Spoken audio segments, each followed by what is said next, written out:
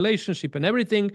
And now all of them are trying to put that, human-dog holistic interaction, I guess, in their own perception that will, pave a path of their lexicon to explain it to their owners, to their clients later on, without assaulting them. Because when you are in that student-teacher interaction, then when you say things that conflict the student's belief system, they can argue with you and they can ask questions, and because they have interest to go through the program. The clients would maybe just move on and say, oh, they don't know what they're heck talking about, and they're just going to move on. So it's different setting. And if they want to really evolve, they would, each and every one of them would need to find a way to tell the story around this, what Pure Love and Harmony and Dog School for People actually is bringing to this new paradigm. And that's actually everything that we are talking to. So the most difficult lectures on that were like canine evolution, how the dog become a dog, and why the wolf is the dog still a wolf, and if so, how much or how little. And then the foundations of the canine behavior and cognition. That's something that I really enjoy, and all of those misconceptions, because we had our little disagreement on but that's also not, it's not only happening with you and the other people I interact with, it also happened with them, like when we so with my students, like whenever I've had people a mentor under me to learn about canine behavior and to get into that profession and that field, I have to talk technical with them, and we have to get deep down into psychology. But the thing is once they're done working with me, they need to know how to be able to have an intellectual conversation with another person that understands psychology or understands canine behavior. But it's really hard to get them, and as well as myself, is to not talk that way when I'm talking to a regular dog owner.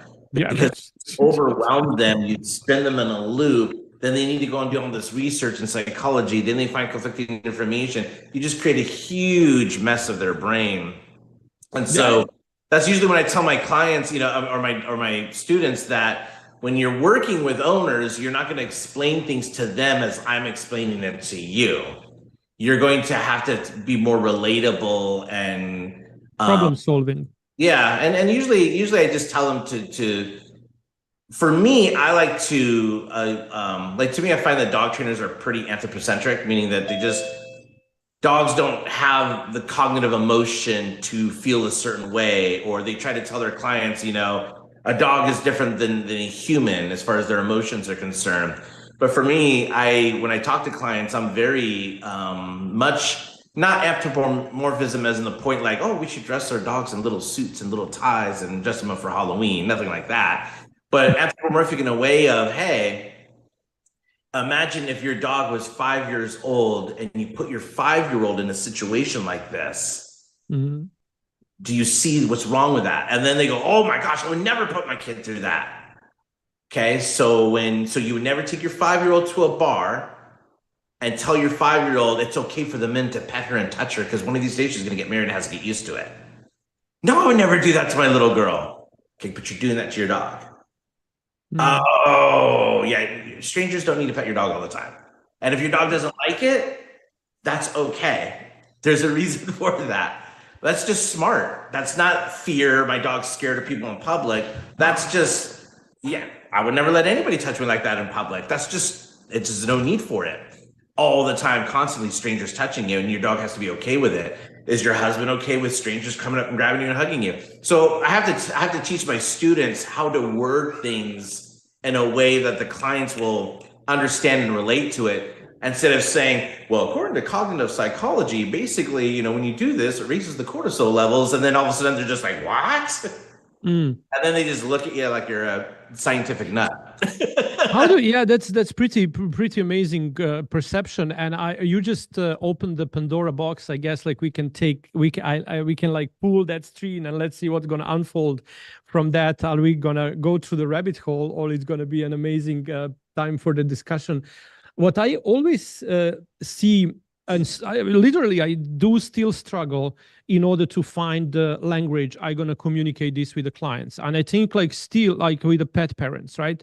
I think it's still very fresh in me. It's very fragile. I still kind of try to navigate and find the right words that would have a right meaning to what I really want to explain. Like, for example, if we touched just a little bit of that, bits and pieces, because I stand and every single time I talk to my people, or no matter are the students or clients, I would always tell that humanization of the dog is a path to, it's a downhill to a rabbit hole, and it's a visa to hell. Like humanizing dog, exactly what you said now, Halloween costumes, and are they babies and baby moms and doggy moms? I still call them doggy parents, because somewhere there, the dog emotional engagement we have with the dogs, the people can feel how the dogs make them feel. Yeah. And we can looking our dogs in the eye, we can know how we make them feel.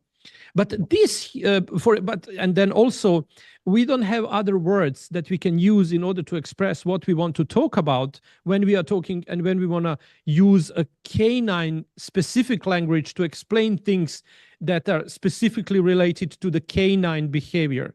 For example, if we would say, for example, a word personality that identifies a person with its own unique characteristics, can that word with its definition be assigned to a canine, to a dog? And then character, can we use a character as a word at all when explaining something related to a dogs? But it's okay for now until we understand we don't have another lexicon, we don't have a language, we don't have a words, because this was not of interest of the humans like maybe 10 years ago, that we need to go out there and reinvent the lexicon or find the dictionary specifically to communicate perfectly and without any doubt clearly what are we referring to.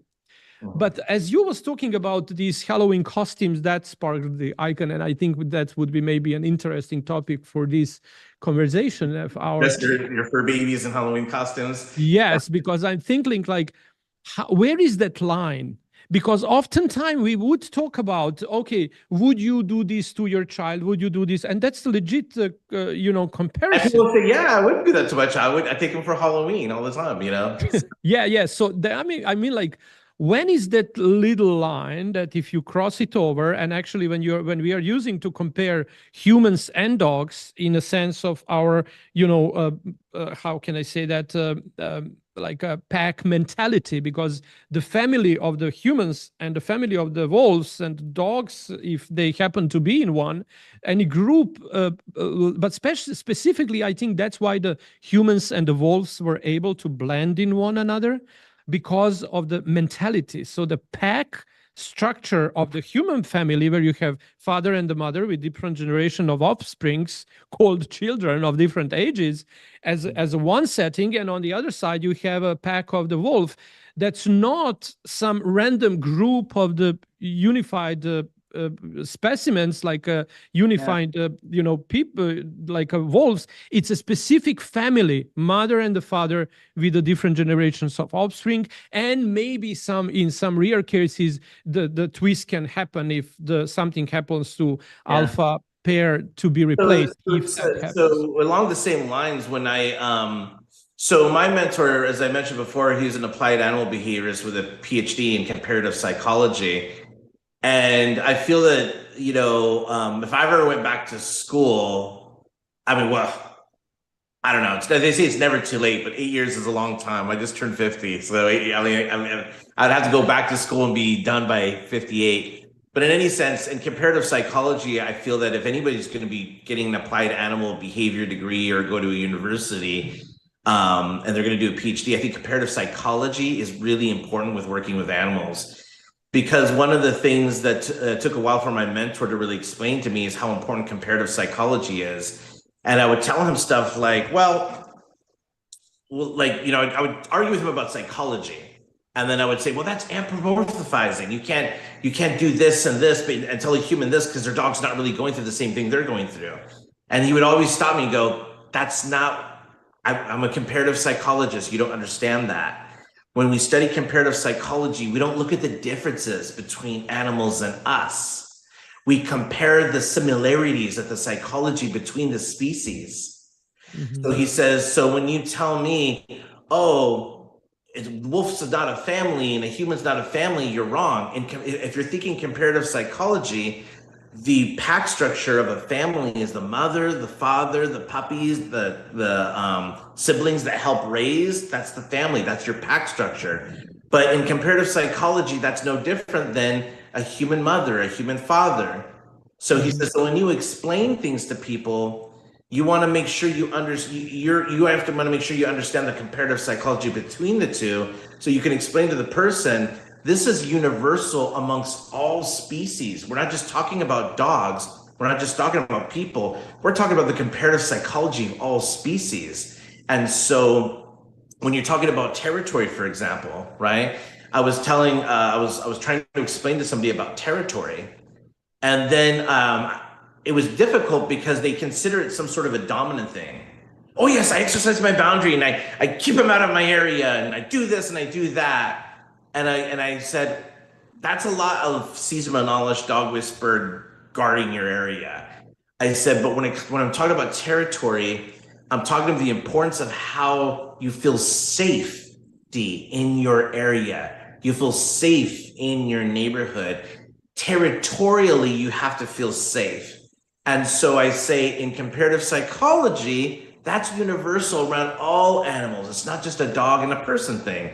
So a school of fish, they have a territory, right? Especially when they lay eggs, they have that nesting area. Especially with wolf dog puppies or wolf puppies, they have an immediate understanding of territory. Humans, look at the United States. Look at what we argue about in countries to other countries. We're arguing about territory. There's always this territorialness. It's universal amongst all species, because keeping your territory controlled and managed is controlling the safety of your living style, of your lifestyle, what you want and what you allow in it. That's why certain laws are in certain territories, but they're the different laws in other territories because that's how they want to live. And once I explained the understanding of territories, then I explained to them, so when you let your kid play on the block, what do you tell them? Stay on the block, because you're creating a territory for them of which there's safety nearby. And you tell them not to cross the street. Why? Because if they cross the street, they left the block. So then once I explain what territory and boundaries mean, then they switch and they go, oh, it's not about you can't do this and you can't do that. It's not boundaries. It's creating a territory for safety and predictability and understanding. And then I'm like, now you got it.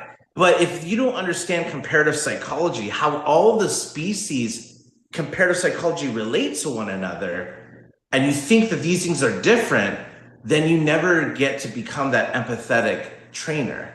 You never get to be an empathetic behaviorist, an empathetic animal person, because you're just focused on the difference between canines and humans. And you're not using comparative psychology to find out, well, what's the psychology that they are the same?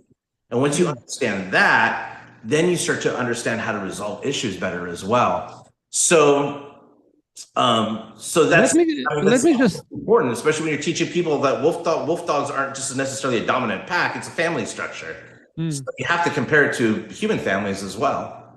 Yeah, that's perfectly understandable and fine. And I just had another follow-up question, but I'll leave it for afterwards because that might also bring us to another episode that we already had discussing about influence of the genetic. Because then if we have that comparison in the what you just said, like how do we look for the similarities in between humans and dogs and wolves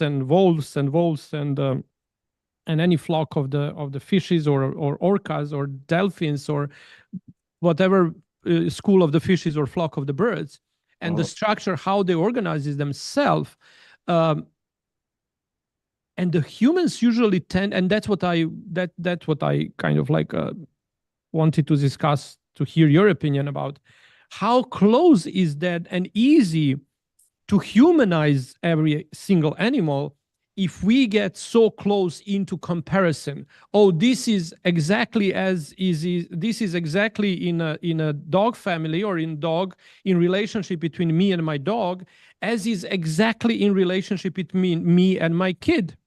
So if me and my kid had this kind of relationship and I do this and then that's the outcome, and I have on the other side, I have a dog, that I have responsibility to allow that differentiation that comes with the species itself, that the dog is not another child. The dog is not my third children if I have two, or it's not my second if I have one. But also because there the humanization comes. And now I want to project the human traits on dogs, expecting them to interact with me like my children do. Because I think that's what you just said, lays foundation for maybe actually what's happening now, because that's comparison, that's philosophy or in the comparative psychology, you're looking at like the same innate behaviors of, like, for example, a cow, once they're born, they innately know how to suckle from the milk, right? A like baby, every single other baby. same thing. So then later on, what we go into, especially what I go into, is because I can understand where you're saying, like, we have comparative psychology, but when you're overly humanized, right? Yeah. And so that's where you have to be at least aware enough to understand also evolutionary psychology. Right.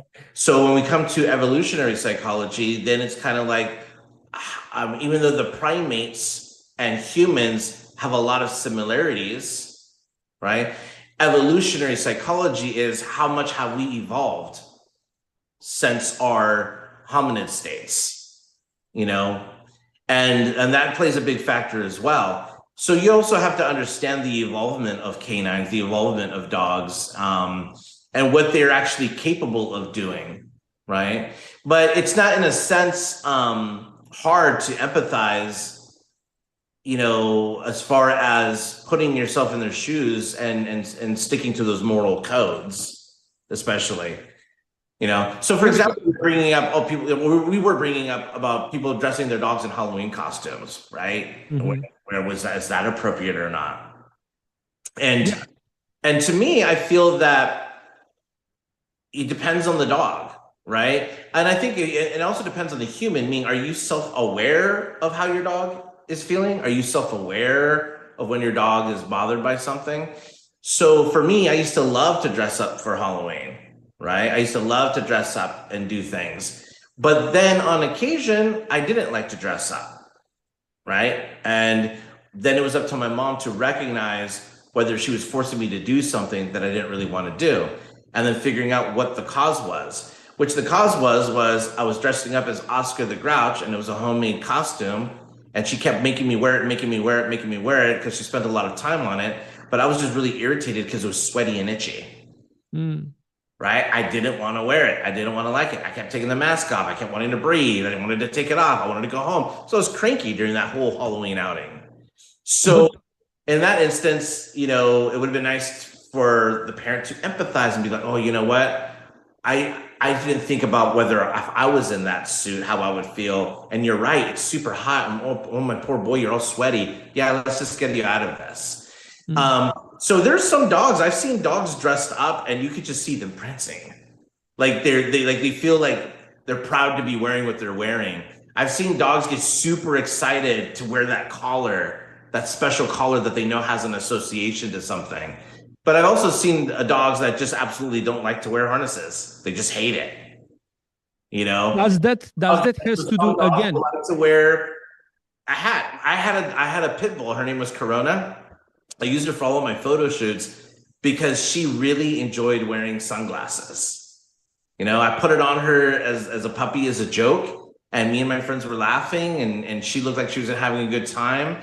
And every time I had sunglasses, she'd always paw at me. And I made up in my mind, oh, she must want my sunglasses. And then I put them on her head just to be funny to all my friends around me.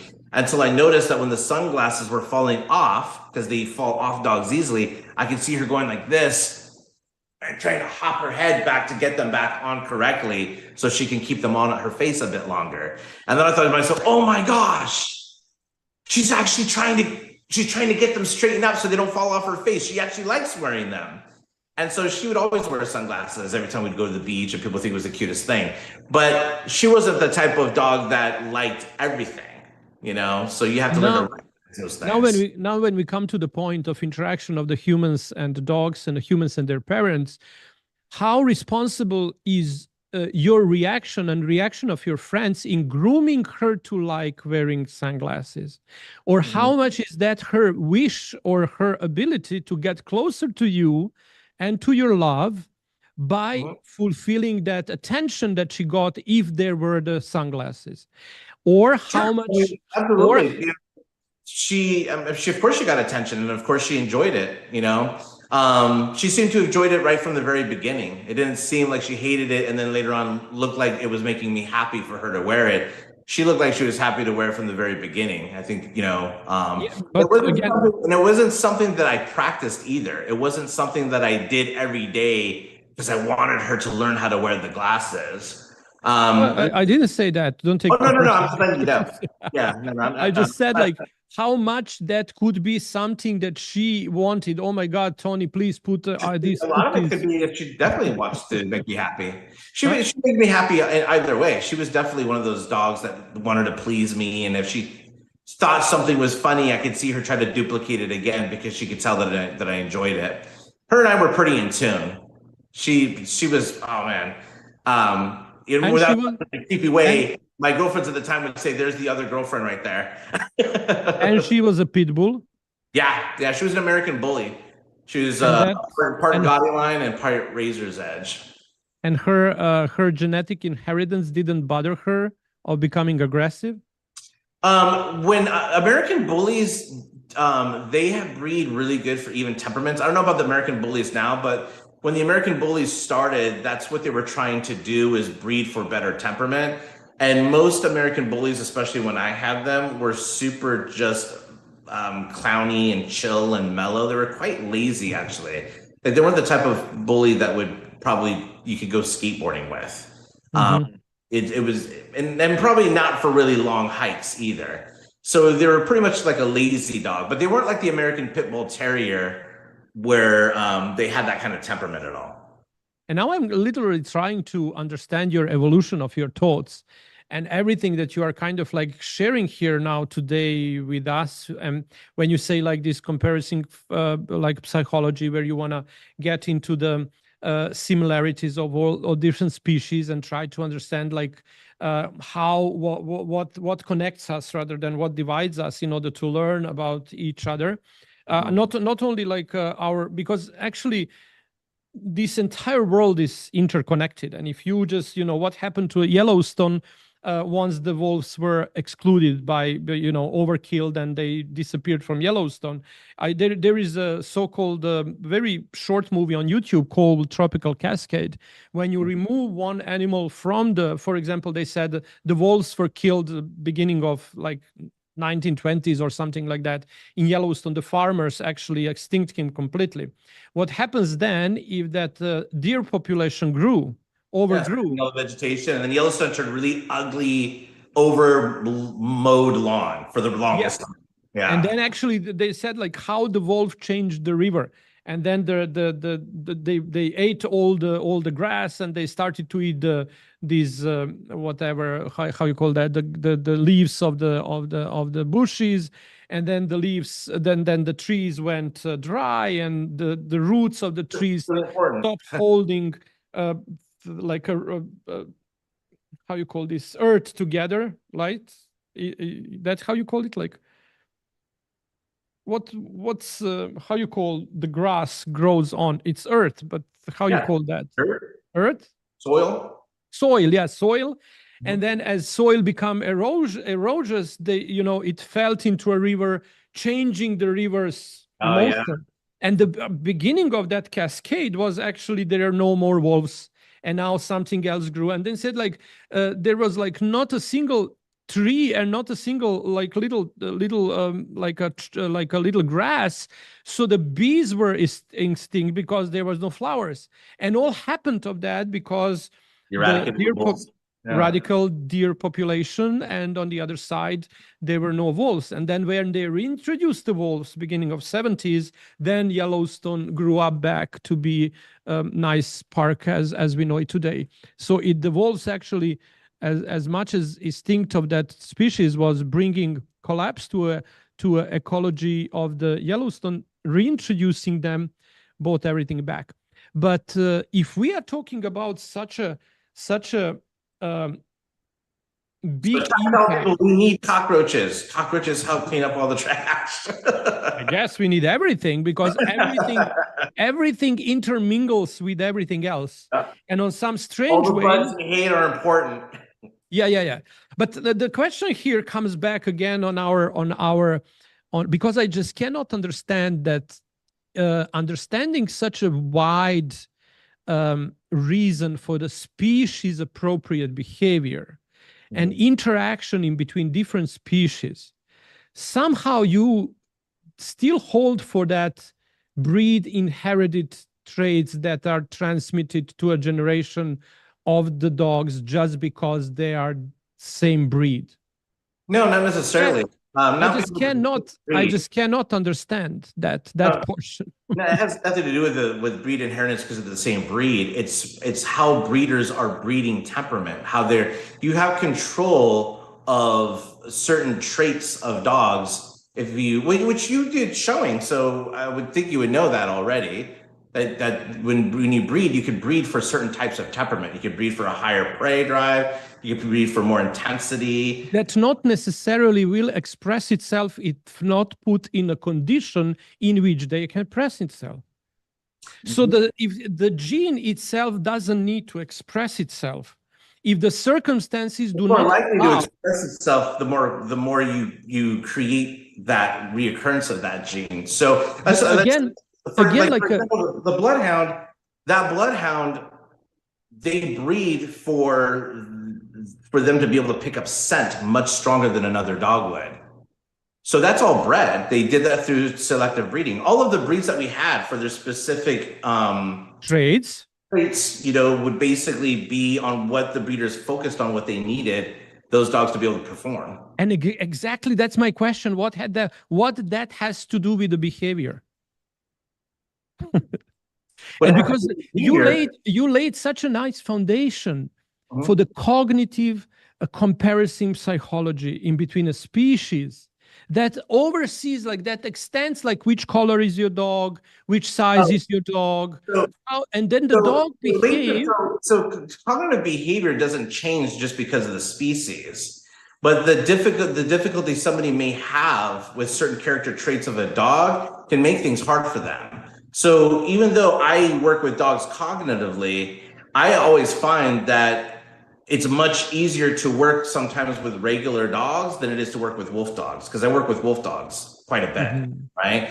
And even though I'm working with the same approach I am with regular dogs, I find that the wolf dogs are just much more challenging for a regular person that doesn't have the experience owning an animal like that. And it's the same thing with like a Malinois. If I had an English bulldog, I still have the same approach working cognitively with that English bulldog. But if I have somebody that has a Belgian Malinois that they purchased from a sport breeder that breeds them for competition and sold them that Malinois, I'm still going to do the same approach with it on a cognitive approach. But there's still going to be character traits of that Malinois. They're going to make things very difficult for the person during the program. But again, you're going to use the same cognitive approach to do the same thing to a Shih Tzu and Malinois and any other breed as you would do to your wolf dogs. Yep. The intensity of what you're going to be able to, because again, we are coming back to understanding, like we have twins, same genetics, same mother, same father, everything is the same.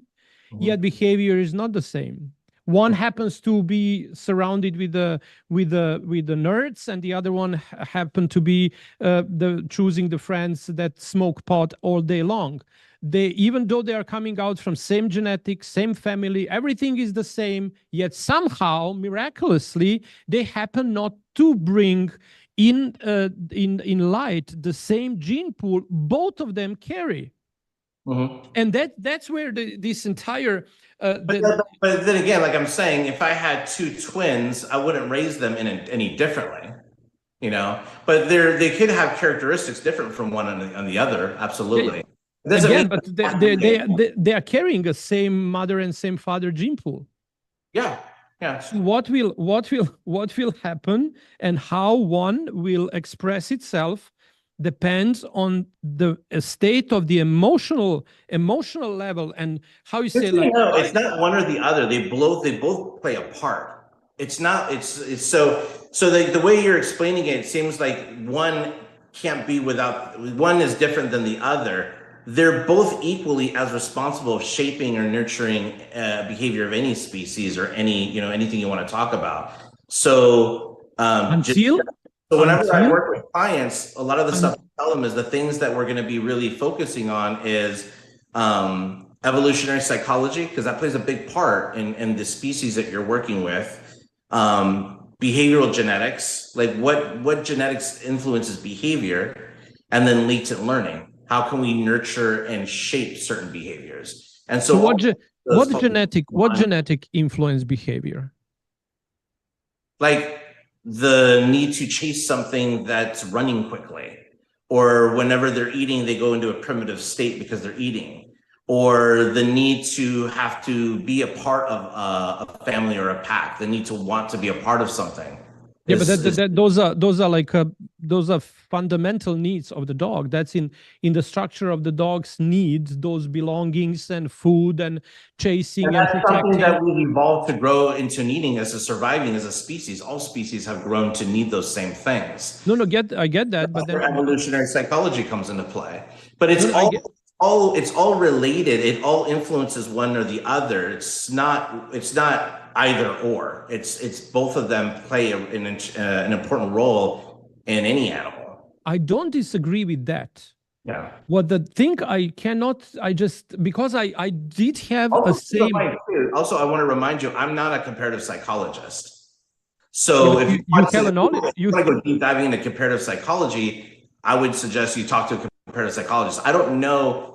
My mentor was an applied animal behaviorist. He had a PhD in comparative psychology, and he mentored me in this way of working with animals and working with dogs in a much more cognitive, empathetic approach. But the deep diving that you're trying to go into, I may not be able to help you with because I'm not a comparative psychologist. Yeah, but you are kind of like a cognitive behavior therapist for the canines.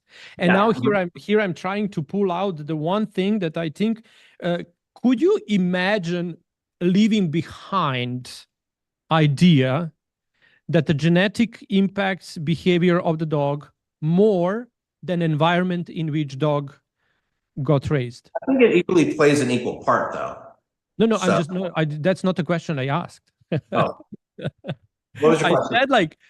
I said, can you imagine how would your perception change if you would say, yes, environment in which puppy is raised from the moment they're born to the moment when they're changing the homes from the breeder to the owner, and maybe if they will change a couple of times their ownership, but the dog's ability to adapt, their neuroplasticity of theirs is going to allow them to blend into any environment, trying to find their place based on environment in which they live, much more than pushing through genetic behavior that will maybe hurt them down the road and actually, leaving them on that road because they are just pit bulls.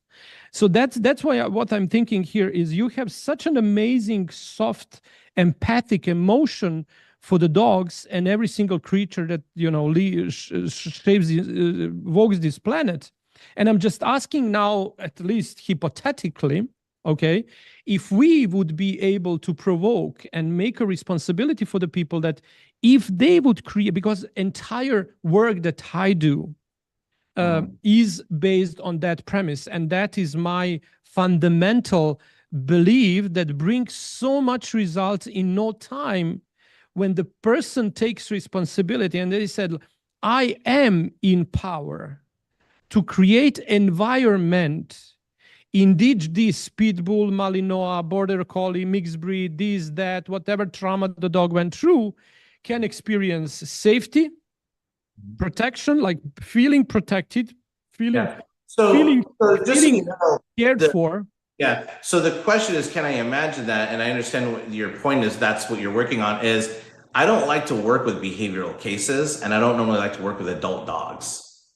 So I have worked with behavioral cases, and because I have a love for wolf dogs, anytime somebody has a crisis situation with a wolf dog, my compassion for this species really, I kind of change my boundaries. Override. I end up going overboard and trying to help those people, even though I don't know what the end result may be. I do the best that I can, but most importantly, I always advise people to contact me before they even get their puppy. So I like to start with the puppies, and that's where I show people the different perception of how to raise a puppy, despite things that they've heard about their breed and so forth. And I nurture that. I show them how to nurture that. And we mainly focus on evolutionary psychology, genetic behavior, and latent learning. But I prefer to work with the puppies because that's where I feel that I'm the most help. And as far as crisis management, I feel that's what all the other trainers do anyway, is crisis management. And unfortunately, when you've done so much damage emotionally or cognitively to some dogs, you can do the best you can and hope that there's a light at the end of the tunnel, but sometimes you're not able to, and it just becomes a management situation that you just have to continue working. And not every dog can be resolved in a year, so sometimes it takes time. But here's the thing is, but when I focus on those behavioral issues, I miss the 10 puppies that were just born that went to a new home, and then I get to meet them eventually once they screwed up their puppies. So it just becomes this never-ending cycle. So I like to focus most of my time on puppy development really early on, and I don't always take cases with really severe behavioral issues with adult dogs. I'd rather get to the root of the cause first and prevent most of those behaviors from forming. Yeah, but that's perfect. And then exactly, you nailed it. But I kind of like how he does not hear what he says, or maybe it's just the language I use. So because you said like, I'm gonna focus here on this problem, and then I'm gonna lose possibility to help 10 people with their puppies. Mm-hmm. You didn't say 10 people with their wolf dogs, with their chihuahuas, with their Malinois or pit bulls. You said 6 puppies or 10 puppies. Yeah. Mm-hmm. Because then if you know how to create an environment in which people are going to behave in a way so the dog react on the people's behavior, going to raise them into an amazing dogs regardless of their genetic predispositions. And also amazing owners, though, because a lot of the owners, they're caught in, they have responses as well. Like they respond, like a lot of my owners live in fear, crisis, worry. And so a lot of times when their dogs or puppies react a certain way, they also act reactive and try to control and manage that situation because they don't want it to develop into something else. And that's really hard to take them through. So whenever I take my clients through that process, they also tend to have their own internal conflicts that they resolve on their own as far as their perceptions of how they react to certain things and the understanding of why it's not the best way to react for this poor puppy. But then when they're done with the program, the evolution that they've gone through as well through that program, actually, a lot of my clients that have gone through the program with me have gone on to become their own dog trainers, where they've helped other people and they now understand the concept. And they still contact me and say, hey, what do you think of this? And then I say, well, you tell me first. They go, this is what I think. Yep, that's exactly what I was thinking. So they still need that validation. But going through the program changes how they think completely about dogs, changes completely how they think about dog training, and also changes completely how they even feel about themselves, because they learn that it's not just their dogs they react a certain way to, but it's kind of how they function in life as well that way. And so a lot of self-improvement happens whenever my clients are working with me. Mm. You know. So, and then like how that, again, how that what you just explained to me feed that premise that the dog's behavior depend on their breed? They're going to have characteristics based on their breeding. Okay, right? but just So- you just explained, so- you just told to me that 10 puppies that you have and 10 people that you're going to work with, you're going to take them through the program, and occasionally. Yeah, but those puppies they still have predisposed characteristics. For example, Malinois currently are going to have this high, they're going to be kind of this high anxiety state. They run hot. They're not the dogs that like to lay around. They like to be fairly active. And when you see their activity, you want to drain that energy. And it takes a lot to drain that energy of a Malinois. So most people will nurture that wrong character of that Malinois and get them over obsessed over a ball, or get them over obsessed over some sort of a toy or an object. Because they think they should do that because they own Malinois. Yeah. So they're gonna have to probably do more natural free walks with their Malinois, probably a lot more than they would with a bulldog. Mm-hmm. Right. A bulldog, you can walk around a block and you kind of, as far as physical exertion, is probably all that he'll be able to take. It probably needs for the rest of the day. But a Malinois, it needs to be a bit more active. And some people think walking your dog around the block or for 45 minutes will fulfill the needs of a Malinois. No, most definitely not.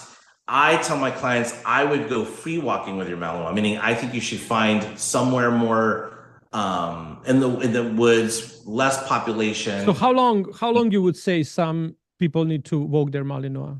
The Malinois? I think it needs to be not necessarily a goal of how long they should walk their Malinois, but in the correct form of stimulating their mind, letting them explore, letting them sniff, letting them walk ahead of the trail and them exerting themselves and catching up to you, letting them run ahead of you and then coming back to you.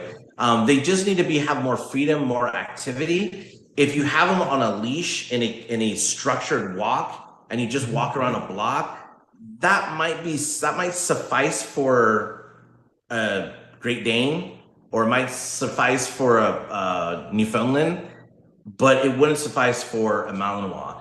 Now, my program doesn't change because of the species, but I do have to tell people that you're going to have the same experiences that my other client has that just has a Labrador Retriever.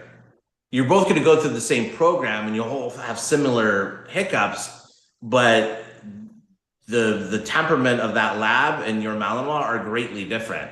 So you don't want to compare yourself to, oh, but the lab person's doing so much better. You have a really high strung dog. That dog needs a lot more than just a walk around a block.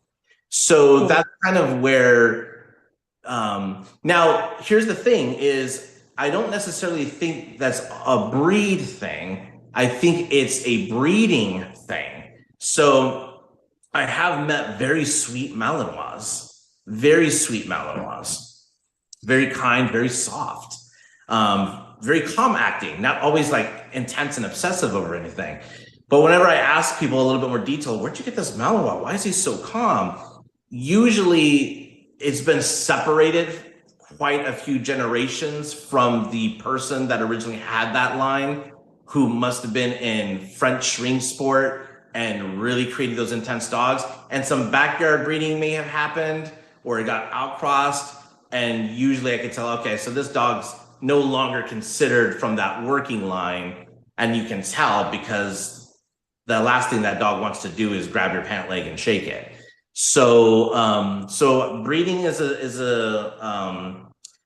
proper breeding is still a really needed thing, because those are nobody really, when people want a Pyrenees, it's meant as a guardian dog, but maybe a farmer needs that kind of a Pyrenees. But for most people that want a Pyrenees, it's just based on how they look. And most people don't need that guardian dog. So they probably should not purchase that guardian dog from the farmer, because your dog is going to come with those, evolutionary traits.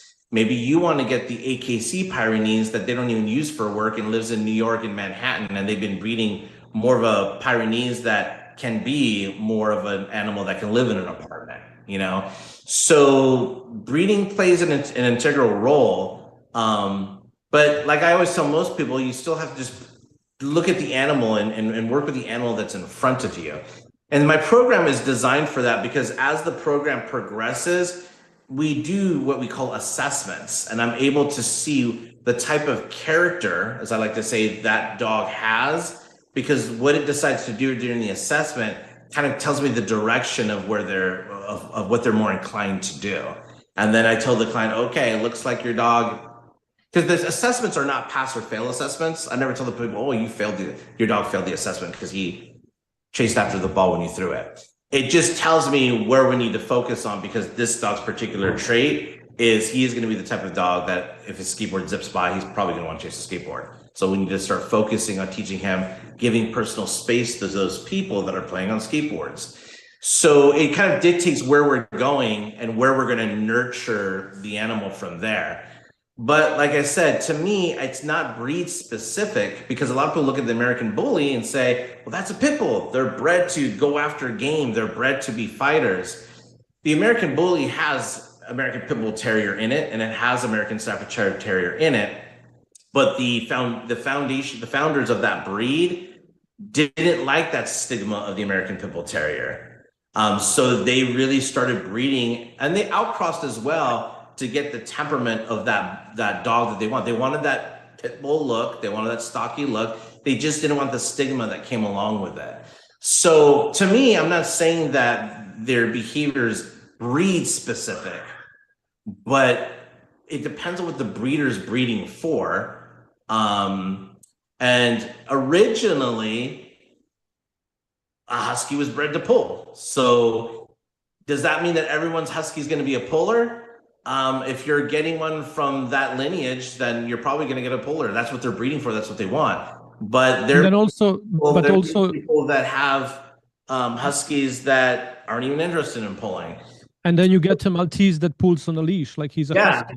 I mean, the Maltese, if you breed a crappy Maltese, you're going to have crappy future Malteses. Yeah, I get that. But how the Maltese pull on a leash as well, like a husky? How that happens? The same way any dog would pull.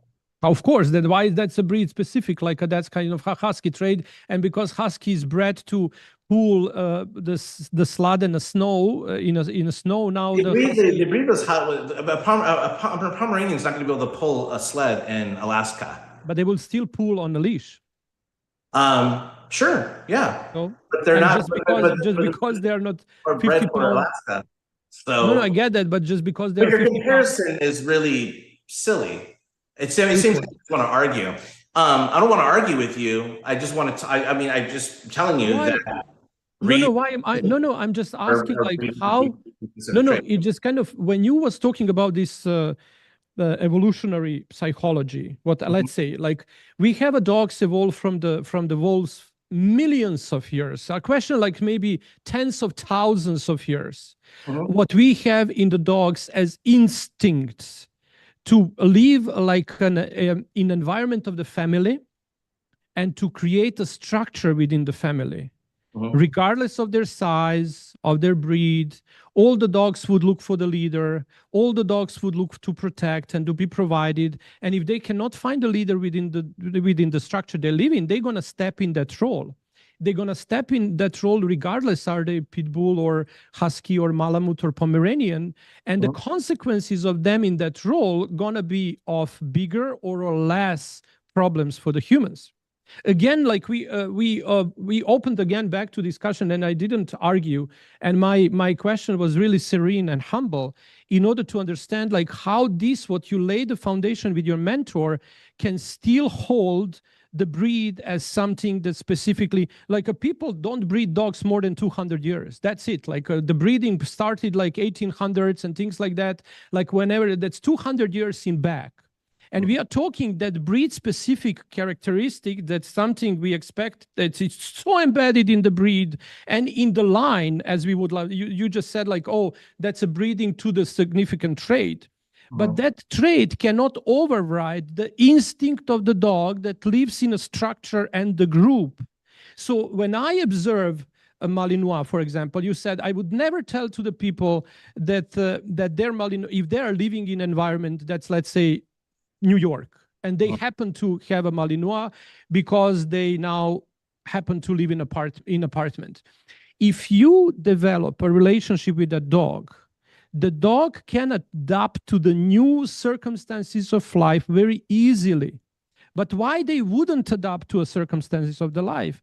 Because the people will feel guilty if they are told that they need to walk this Malinois for so long and they need to pull this out from him. Because what happened with that family when suddenly husband gets laid off from the great job they had, and there is only one member of the family working, need to provide.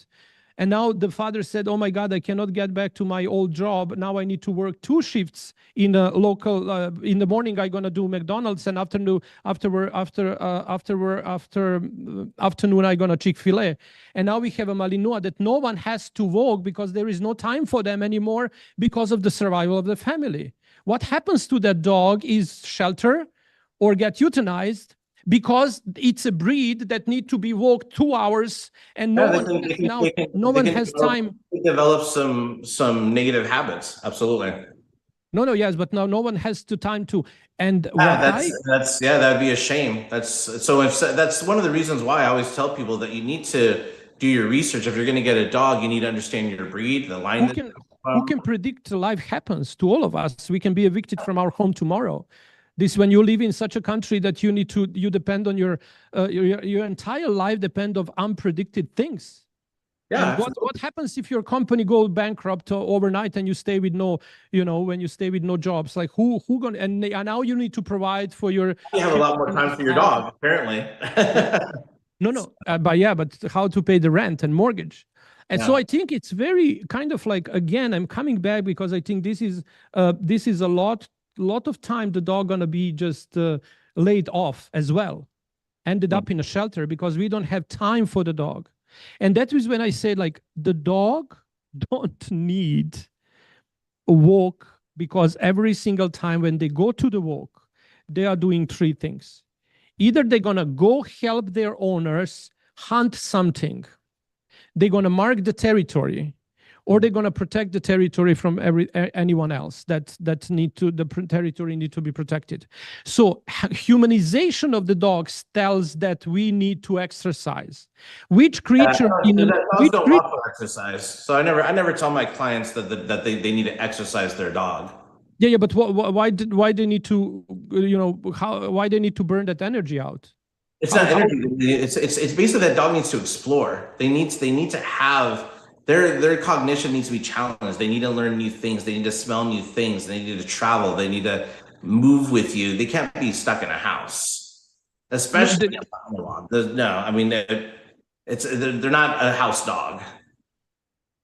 Yeah, but I saw a lot, as you said as well. Like you have a cute Malinois that you. Here's the thing: any dog, to me, if you don't take them out and do things with them, and they're just a house dog, a lot of house dogs have behavioral issues. Because they don't go anywhere. They're just basically, it's like how COVID-19, when they did all the restrictions, it drove everybody nuts once they realized they couldn't leave the house. Dogs do need to explore. They're not meant to be cooped up in a house. I would feel sorry for any person that had a dog like that. I didn't say log dog in a house. I say just walk the dog as much as you can, as much as your time allows you. That might be sufficient for some dogs, but it may not be sufficient for others. Every dog's an individualistic needs. Then not every dog is exactly going to have the exact same needs as another. That, and my perception is that only depend on the family in which dog lives. That the dog's needs come out from the family in which environment the dog lives. Because if the dog has a hierarchy and if it's a structure, so what is it? So how's that tying into the breed then? But that's what I'm questioning. It doesn't. In my perception, it doesn't. Because if we have a hierarchy, and we said hierarchy has nothing to do with meeting needs, the emotional needs of a dog. That's a part of it, but there are other needs that dogs need to have, and they do need to go out and explore. Some dogs only need a walk around the block, but there are other dogs that have more psychological needs than that. So you have to train the dog in front of you. No, I get that. But every single dog is in peace within the structure. And when the dog knows that there is their place and they need to follow the lead of the master. Can we agree on that? Is that something that we can agree in this exploration of this topic? Again, we ended up again. I wanted to talk about the humanization of the dogs and how the humanization of the dog actually hurts the dog. And you laid a beautiful foundation for that, because that might come from this, what you said, it comparison psychology, in which we are looking the similarities in between different species. And we try to see how this world intermingles in the equalities rather than the what differentiates. We also have evolutionary psychology on top of those species, right? So obviously we have different psychology makeups than the canine, but we have similar psychology as far as how our lives function regarding things of similarity, such as the family unit, those kinds of things. So the family is safe if it's protected by the leaders of the family, and that's alpha pair of the parents, right? Parents, mother and the father and the mother, with a different generation of the offspring, and exactly with the roles within that structure. Yeah, sure. So the dogs would be happy as well if there would be. Yeah, there's a hierarchy. That's comparative psychology across the board for all species. There's a natural hierarchy. Yeah. And now if you have a hierarchy in which the leader, the mother and the father said, I'm laid off and I cannot provide to this environment anything that I was able to provide yesterday, but I still want us to thrive and I want us to move forward. And now how that animal would feel if we are doing something because they need it. So now there is alpha pair that they said, these are the rules of our little family.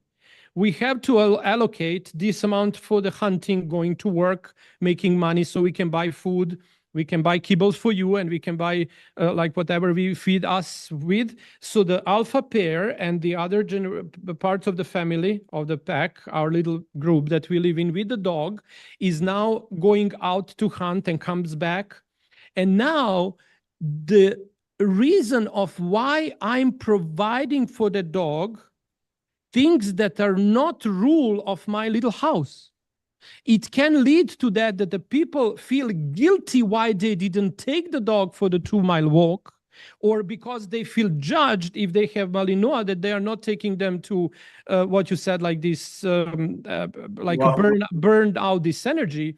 And they feel guilty because they were able to do that when the dog was like 1 year and 2 years and 3 years. But the dog needs to live 16 years. What I'm telling here is, since we cannot predict our lifestyle, we don't know what's going to happen tomorrow. What we need to know, what we need to do, and what we must do actually living in this environment is lay low and provide to every single member of the group a time and environment in which they understand that this is far as we can go, even if that's a block or 2 blocks today. If you have a people that enjoy walking, the other people doesn't like to walk. And then when the doctor prescribed them, now you need to walk because of the heart attack, whatever, then they're going to work forcefully. Now you can, and you have a dog that's going to pull you all over the leash, because the dog is going to do their job to protect the family that is not capable of protecting themselves and not capable of protecting the dog. If your dog misunderstands your role because you're not feeling well, you did something wrong in raising your dog. But that's exactly what I'm telling you. And what this has to do with the breed? That doesn't have anything to do with the breed. And what this has to do with the breeding? What has to do with the breeding is that you raising that dog, you may have more difficulty than somebody else that had a different breed or a different breeding as far as temperament goes for that dog. Not every puppy is the same. Every puppy is different. So not every person is going to have the same experiences with one puppy than the other. So if you have a Chihuahua puppy and you raise that puppy, you could raise it in the program specifically with me, but when you raise a German Shepherd puppy, it's not going to behave exactly how your Chihuahua puppy behaved. There's different character traits. Yeah, okay, and again, like in my work and that's why I'm kind of like always amazed, like, oh my God, this is really like a paradigm shifting for me. Was when we started talking about this comparison psychology and evolutionary psychology and everything of that. And again, we come back to this mainstream accepted way of, yeah, the dog behave only depend on how they are bred. And now I find, when I argue with someone else rather than you, because I guess I love you more than the others, I would say it's a racist construct. If we think that we are bred because we are this race or that race or have this color or that color, that we tend to completely navigate away from that construct when the human relationship with interaction with another human. So you don't. So let me ask you this question, because this doesn't. Yeah. Do you believe that? Do you believe that a Chihuahua can smell things or have that same drive to look for a scent than a Bloodhound? The Chihuahua would do the same thing. It's just her size doesn't provide her possibility. Do you think the Chihuahua would have the same desires running strongly as it was getting raised that a Bloodhound would have? They would do the same, because if you ever own a, so here's the thing that confuses me. You've worked with a lot of dogs, right? I did work with a lot of dogs, and so everything comes down. Have you worked with Malinois? Have you worked with pit bulls? I did. I showed like. So I have like. You don't see. I understand you would have the same approach, but even if you have the same approach, you're going to expect different character traits from one breed from another, especially how they were bred. For example, with some dogs, when you're teaching them to walk with you nicely on a leash, they walk very nicely. They can focus when they can look at you. Bloodhounds, it's hard to get their nose off the ground, right? They're not. Their nose is always on the ground. It's something you have to work on. They're always wanting to put their nose on the ground. If you want them to do that, and if you nourish that characteristic, right. I understand that. But that's because, for example, I had a wonderful. That's right away in puppyhood. So you have to work on that. It's going to be harder to work on that when you're doing it with a Bloodhound than it is from some Chihuahua. And it has nothing to do with what the dog can do or cannot do. It has been because, for example, I was showing. I was showing the blood. I was showing the Bloodhound. I have to put the ground in a Chihuahua. I was showing the Bloodhounds and the how you call the short hair Bloodhound would be how you call those. I just think it's interesting that you have this concept, because I've been working with dogs for 30 years and I clearly see character traits, and I've seen poorly bred dogs, and I've seen that breeder, because whenever I work with clients, when I have a client's dog and they got it from a breeder, I always go, what breeder did you get your dog from? Right? I pay attention to what breeder they get their dogs from, and then I start realizing, either the breeder might be doing something wrong with these puppies, because it looks like from this breeder, I get a lot of these type of complaints for the same exact reason. So either the breeder's doing something on their end before the puppy gets to you, or they're breeding a really shitty dog to another shitty dog, and it's just, creating these carbon copies of these duplicate behaviors. So I was always looking for when I was going to choose the puppy for the Basset Hound. So I was showing them, and now when you show the dogs, what you want, last thing you want them to do is to have their nose down to the ground. Yeah, so you have the slip lead and you raise their head, but but just do it without a slip lead, and you'll see that their head will drop. No, I don't do it with a slip. I didn't do it with nothing. When you show, you have to use a slip lead. They don't let you do free walking without a slip lead on the show. I had a very tiny lead that I never actually pulled closely, because the dogs would always work for me, and I was there. Okay, so hold on. So when you're walking with that Basset Hound, and you're not doing anything with that lead, then their neck will be a natural drop. Their spine will relax, their gait will relax, and they'll have that natural forward movement, which is not what the judge wants to see. So are you walking them with a relaxed lead, or are you lifting the lead and walking with them? It's very relaxed, because because you become much more interesting to the dog through the life you have with them than them doing the sniffing around. Because Chihuahua and any other dog, how many dogs I have, like the people are calling me left and right, oh my God, I cannot stop them from eating everything from the floor and sniffing all around, and he gonna kill himself because he get the pancreatitis every other month because he eats something from the ground. And that's across because the dogs are how you call that? The dogs are eating everything, like eating garbage. How you call that? All dogs have the commonalities of they can smell, they can run, and they can chase. And they said like they didn't say like dogs that you can breed that to be a stronger trait, and you can intensify it and raise that a lot higher than if you weren't focusing on that during your breeding. No, I guess, but we are coming back to the point of some dogs will do something else easier than the others because of their body, and they are bred in a sense of body will be easy. They will have body that will easily do this with that. But when it comes to a behavior and to raising, like a pulling on a leash is going to be the same reason why the husky pulls on a leash or Chihuahua pulls on a leash or Basset Hounds pulls on a leash. They don't all pull for the same reason. They pull on a leash because they want to be ahead of danger that might be. Sometimes the person is not relaxing the leash and you're triggering an opposition reflex. The other thing also too is that you started working with your dog on a leash to begin with. So when you start working early with a puppy on a leash, they already feel that restriction and all they want to do is earn that freedom. So they tend to pull on that line. When I work with my puppies, I don't ever use equipment. So I don't use a leash for my puppies. If we're in the field and there might be things around and there's traffic and cars, they'll drag maybe a 20-foot paracord, but they're never restricted on a leash because then that promotes pulling. And then by the time we get to a regular leash, they never pull because they never really had that sense that they had to earn their freedom because there was restriction.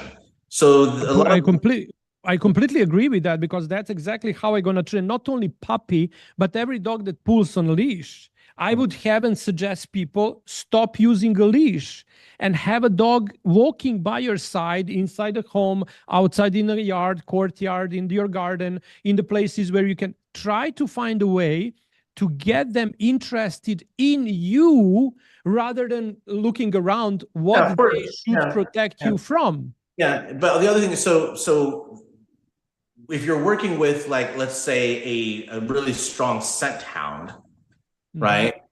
You'll find that they'll get distracted a lot more than typically another breed of dog might get because of just what they're bred to do, right? If they are not, I'm not saying that your approach would be different, but you're going to find differences between those breeds, those characters, and it may take a little more work with a bloodhound than it would be for a Chihuahua.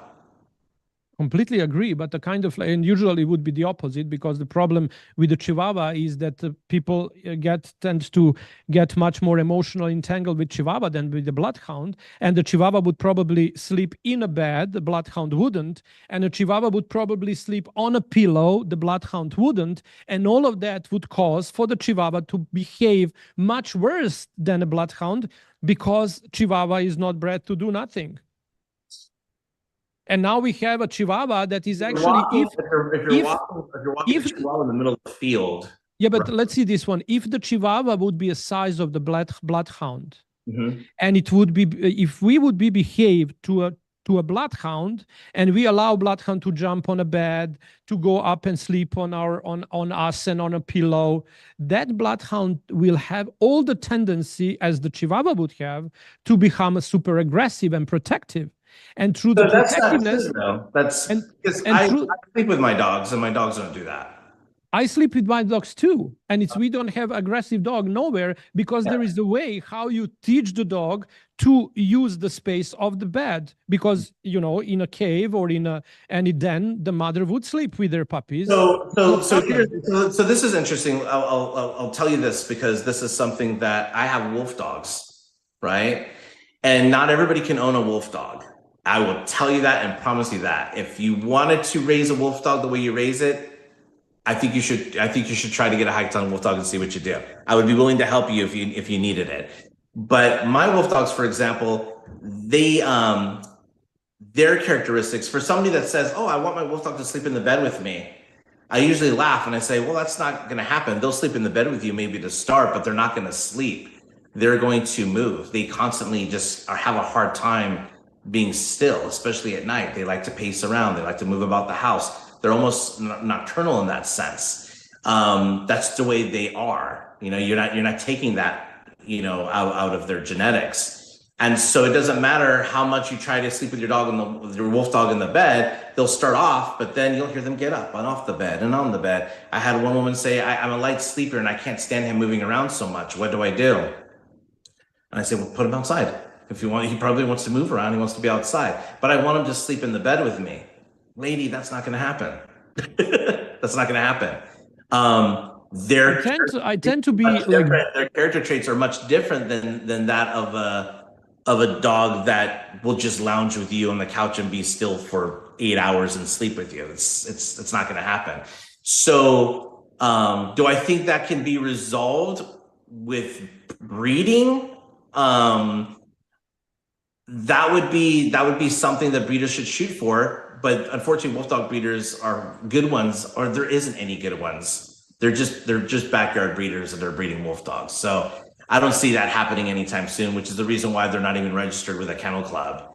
The breeding is horrible. But in any sense, you know, to me, breed characteristics and traits, especially when it comes to breeding, is important.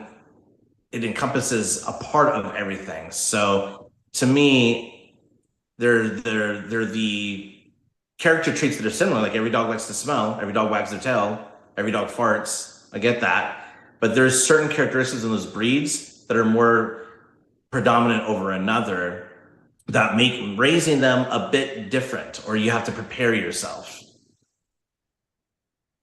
Yeah, I kind of like every single time I argue with someone on this level, I'm gonna end up being slapped with, oh, you have just a puppy on, and if you want to really do the thing, you must, you kind of like find a wolf dog, and then you see how you're gonna be able to implement all of those things that's actually you lay down now. Or the other ones would say, oh, you are just a groomer, what the heck you know about the dog's behavior? But I'm telling you, it's there are a lot of dogs that I put off the death row just because they implemented, and I was not interested in their breed. I was not interested in their background. I was not even interested with the trauma that they went through. What I was interested in is to teach people how to create a successful, welcoming, disciplined environment in which the dog will finally relax and be able to follow strong leadership. And just so you know, my approach doesn't change, but you have to recognize that there's going to be difficult. Like, for example, when you're working with your clients, you haven't had some difficult dogs be more difficult than others whenever you're working with your clients? The only thing I have is a difficult client. And the more difficult the client is, because I don't care about their dogs and I don't even work with their dogs. The only thing what I have on my masterclass are the people coming in, and I'm telling them this. For example, I have this wonderful little booklet written about on Serbian language, downloaded like maybe 20,000 times.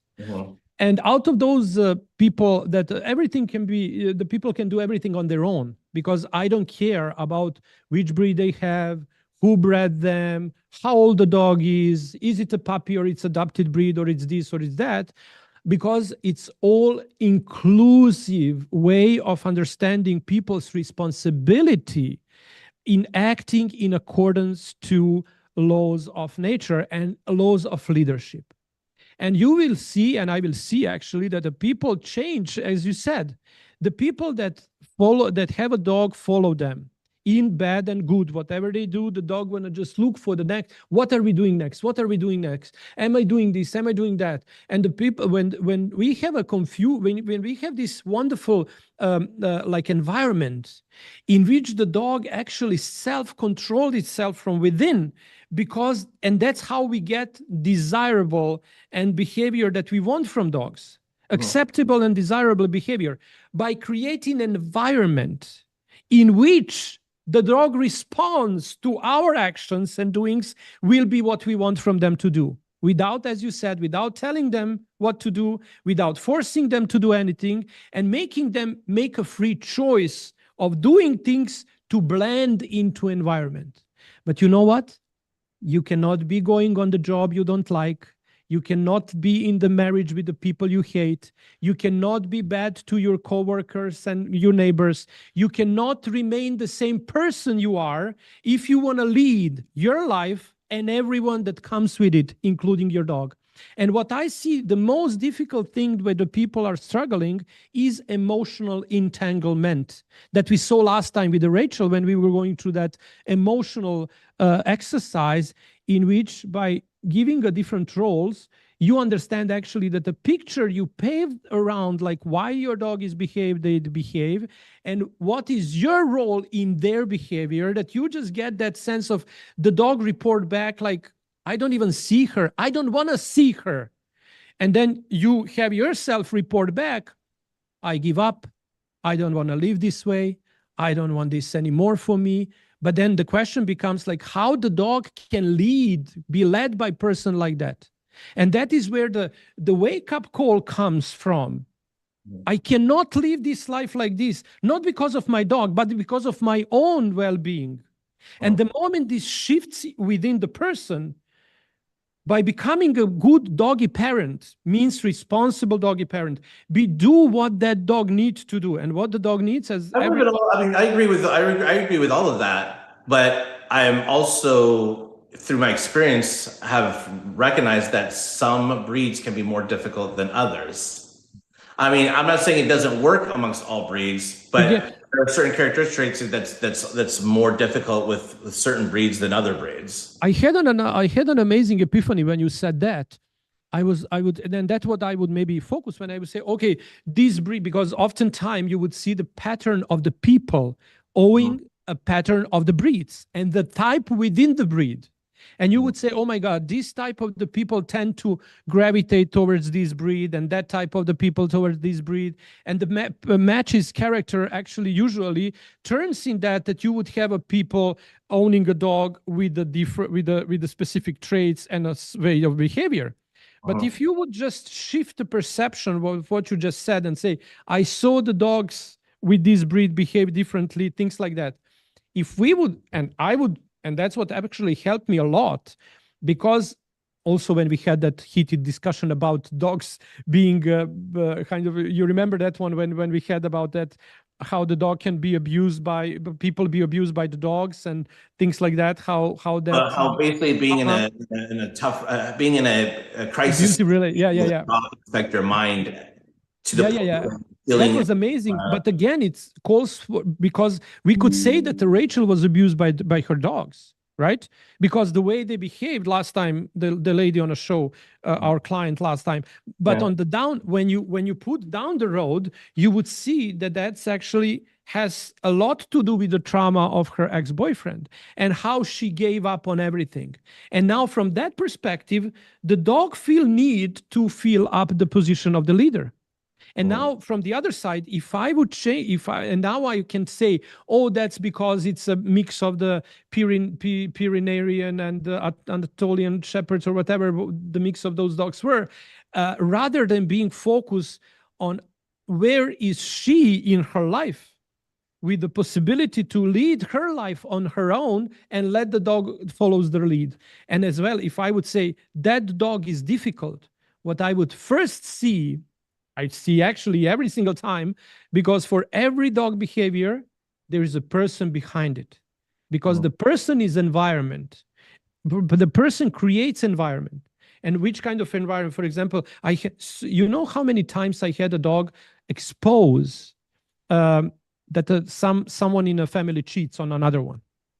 They come to me and they do some, I don't know, the dog is doing something, and the dog, I think like, not in a book you have, but in updated version, I have that one little thing that I said, like, she came to me and she said, like, what the dog is doing. We did this little constellation, and the dog literally said that her husband is cheating on her with I didn't know who was that. And she was like, actually, the person came to me very mad and went very slappy on me, but that was a constellation. I didn't say the word. Everything was said like last time through the representatives.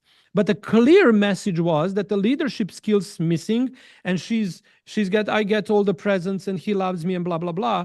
However, 3 months later, she calls me, everything was right. She's leaving her for the secretary. And that affair was happening and why the dog picks up on that? Why the dogs are picking up on those affairs? Because it's not what a responsible leader would do. If we are done with this relationship, ours is to move on and to find another one to fill the space of ours, and that's responsible living. But how many people are doing fake life?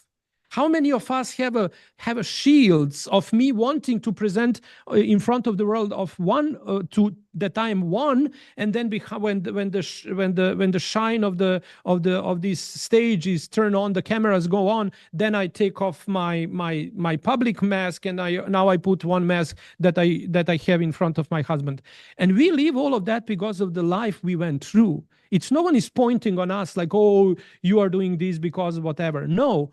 That's how this generation and our generation raised by the life is a mess. If your life is a mess, your pack is going to be a mess. I don't necessarily feel that, like in that description, like I do family constellations, but I wouldn't say something like, oh, I think he's cheating on you. You know, I wouldn't be doing any psychic, stuff like that. But I can understand how a stressful marriage where there's something underlying in the marriage that's causing friction is going to affect your pack, most definitely. And so with her specifically, and I don't know her specifically in that case or read that portion in your book, unless it's in my book, I haven't read it yet, that it's more being self-aware of what you're doing that you shouldn't be doing with the dogs because you're not self-aware. You're not self-aware because you're pulled into your own shit, your own drama.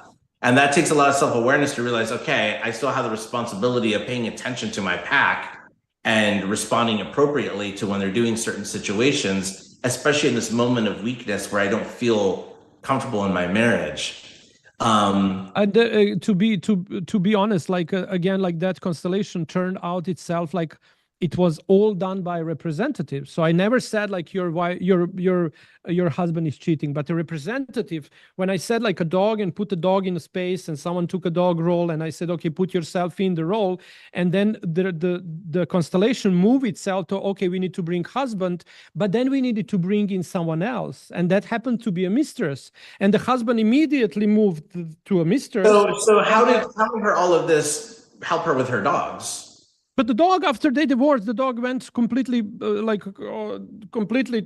to a peaceful relationship, because the biggest point of that was that the dog is frantically humping her.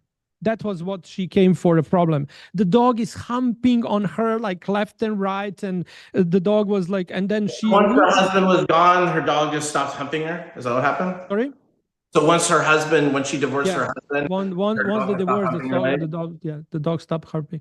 She had him neutered and everything was done. And once so there's other things that were done as well. It wasn't just that she got rid of her husband and everything went back to she did do that immediately, but then she came to me let's say like 8 months later, and the dog would still frantically hump on her.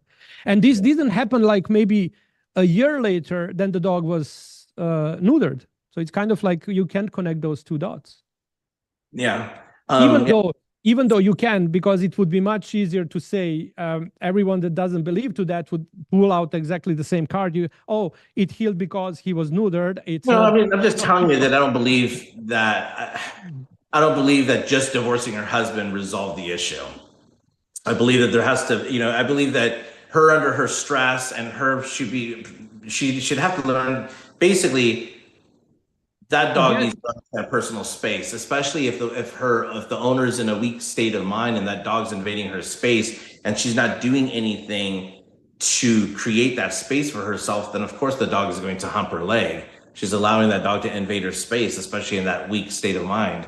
Especially, but the dog was humping when the humping was so intense that it was not like regular humping. Like she comes home and she would be humped overnight and over day and every single time and that was the reason why she would come up to me, because no training, no nothing would work.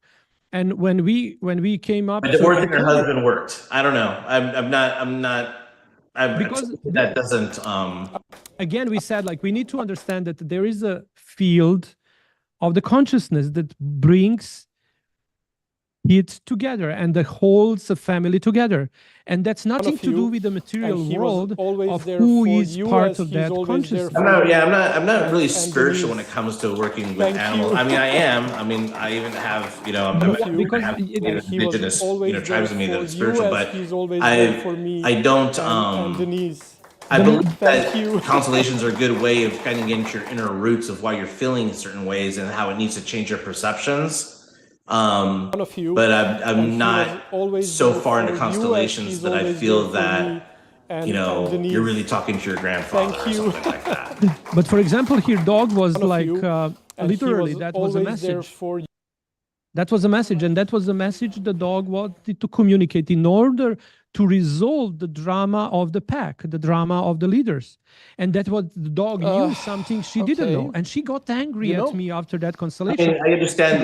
When you see the students in the class for the first time, and then after that, like, and again, like, I think like you are much more spiritual than you want to allow to yourself, because you cannot talk about empathy and you cannot talk about the cognitive emotions state. Yeah, so here's the thing. I am very spiritual. Here's my genealogy is actually very spiritual because of just my Latino background. Like there's I appreciate it. Santeros in my background, Palomayombe, there's witchcraft in my background, there's shamans in my background, so I understand a lot of that.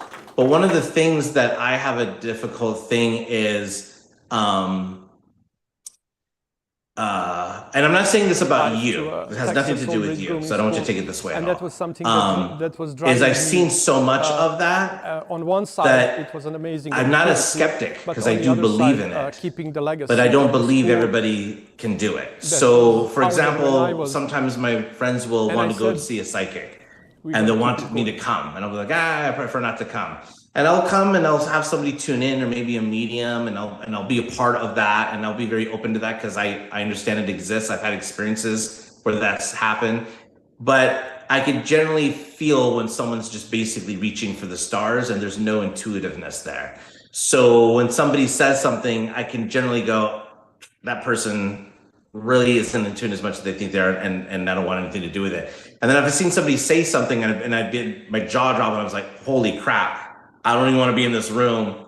I can sense they really have an insight, and there's certain things that I don't want them to tune in with me, and I will leave. So I will see really legitimate people that have that intuitiveness and either get excited by it, but a lot of times, more often than not, when I do end up being with people like that, I see a lot of, I see how they want to be intuitive, and I can see that they're really passionate about what they're doing, but I don't sense it. And so a lot of times, like when I was with one person that was trying to be a psychic, she was trying to pull in some of my ancestors. And right away, you know, I'm listening to her and I'm like, okay, I'm vibing with this, because if she tunes into an ancestor, I can really use the guidance right now. So I'm open to it.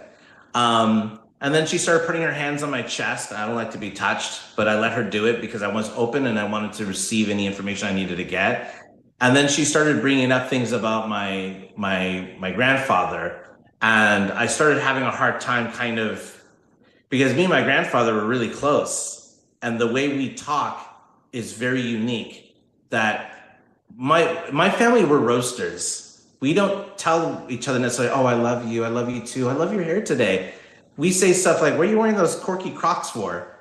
What's better than your t-shirt? But that's like a love thing. We do that to each other all the time. And so while I'm talking to this woman, I'm saying, ask him this, ask him that. Because I want to hear some stuff that he would say. And then she goes, no, he's telling you this is serious time. He wants something to tell you and it's serious. He wants you to stop joking. And I look at her and I go, just so you know, my grandfather would never talk to me like that. And he would never say that to me. We have a very interesting relationship. So ask him this and I'll receive the answer. And then she goes, I'm not an evidence-based psychic. And I'm like, well, then I'm out of here. I'm out of here. So with that said, like, why you things, but I'm very I don't want to say I'm skeptical, because I believe and I've experienced things, but it's I just don't blindly believe. I sense it. And what is your feeling and perception of my intuitiveness when it comes to constellation work with the dogs and their owners? How do you feel? I haven't seen anything yet, so I don't have any opinion. This is the whole reason why we're doing the podcast, is so we can get to know each other better. But I don't. You saw actually a glimpse of it last time with Rachel. I saw a glimpse of it, but it was not enough for me to feel a certain way. Oh. I'm intrigued. I'd like to see more. I'd like to see, the process of how people get the help that they need. I'd like Rachel to rejoin us and show us how much better her dogs are doing since going through that board and train, or whether that board and train was a waste of money for her, what she took out of what you said. I'd like to see how she evolves and how things go with her and her dog. But that's the only way I'll be able to really form my opinion. But I wouldn't jump in and go, oh, you don't know what you're talking about, or discredit you for anything at all, because I'm open to understanding and seeing things more. But okay, I don't mean as of yet, no. Okay, read the book. Maybe that's going to open a little more, because you have that book for a long time and it's only 100 pages. And like, there must be a reason why you're not reading it. That's also another point of that too. And I think like openness, and that is where when I healed my life with a family constellation, because I was on a peak of my career when the world was seeing a man rising from Serbia, from mud, from nothingness, into this wonderful world of $1 million show dogs. I was flown on private plane left and right through the world, and to showcase these wonderful animals and everything. I had a very miserable life, because it's nothing what was as more glamorous. It was outside, more empty I was inside, because those my feelings and my outer world didn't match until I didn't start doing a family constellation. And then it was so fulfilling to my own healing journey and my own like, how can I say, my own inner work, like introspection, to be able to dive in, to understand, to see, to change a perception, to accept my father and the mother and my destiny the way it was, and able to turn it into strength and a source of my creation. And everything that comes after that is completely on the different grounds than what I did before that. And that's and then when I went through that time of my own journey, then when I started to realize, oh my God, but there is a pattern of how the representatives and how we interact with the people, taking the roles of someone. And now you need to know a little deeper, as you know, but I don't need to, take this journey of humanization of the dog and every nice thing we interacted so far on to talk in depth about the family constellation. But then I said, like, oh my God, but there is a thing in which people can use and have dogs as a representatives to a missing links to their family environment. And if I am not seeing the dog for who the dog is, and regardless how the dog looks and how the dog behaves, there is a certain reason that's stronger than I am why I'm not able to develop a human-dog relationship with that animal, because I have a human relationship with the dog, because it's not a dog, it's through the dog. Mm-hmm. And that is how I was able to understand, oh my God, but there is a field that connects species in between.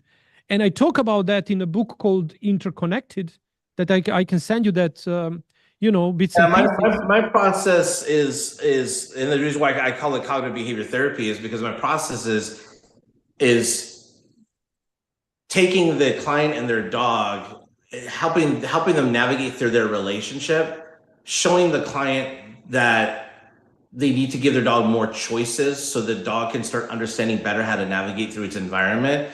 And then also during that time, I deal with the root causes of why the client themselves is having such a hard time through that process. And as they're going through that process, then they start realizing, like, for example, because they take videos of them working with their dogs, then they'll say, here's the video homework. And I'm like, I like the video homework, but we need to redo it. And they'll go, why? Because I told you just to tell your dog to go to the crate, have him eat his food, and walk away. You were sitting there hovering. So why are we hovering? Well, I wanted to get close with the camera with you. Yeah, but you're hovering because you're afraid the dog wasn't going to do it. There's a subconscious reason why you're afraid to step away any further away from your dog than you did. And then they usually go, oh, if I step away, he's going to walk out. Okay, well, I wanted you to step away. So yeah, if he walks out, he walks out. He can do that. But then he fails the assessment. It's an assessment for me to assess what he's going to do in certain situations so we understand his character better, so we can set up future situations that he can learn from. It's not a pass or fail. But then they start realizing how controlling they are, and then they start understanding, well, you know what? My husband says I'm this way too. This is a common theme. I was just talking to your son the other day, and he says that you do this with him. Oh my gosh, it seems like this isn't just how you're with your dog. This is how you function with your environment, with everybody. So they start going into the self-realization. They start learning a lot more about them. And there's different things with different people. They come into the self-awareness of realizing, oh my gosh, this isn't just about trying to communicate with my dog, but it's also understanding, why am I reacting this way towards my dog? And so I take them through that journey as they're going through the program. But I don't do it in a spiritual sense the same way that you are. I don't say, let's have this constellation, and how do you feel about this? How do you feel about that? Although when you did do it with Rachel, I've done a constellation before, which is the reason why I was totally comfortable doing it. And I never thought about doing a constellation with a client before. But what I saw that I really liked about it is that, and I mentioned it during that last podcast, was that I could see myself wanting to go in and help the client with their issue and start going through my program saying, listen, you really need to work through this. Why are you reacting that way? Why don't we just let the dog have the choice? What can you do wrong? What's the worst that can happen? And I can take people through that, only to find out at the very end that they're not following through with their homework. They're not really into it.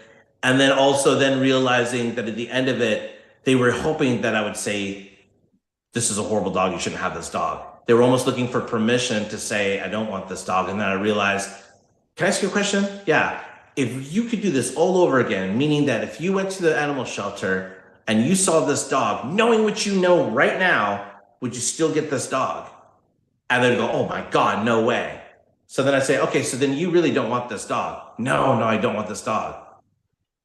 Then why are we going through all of this? Why are we going through all this if you just didn't want the dog to begin with? And so when we're going through the constellation, I can see that Rachel was going through a lot of personal relationships, with her boyfriend.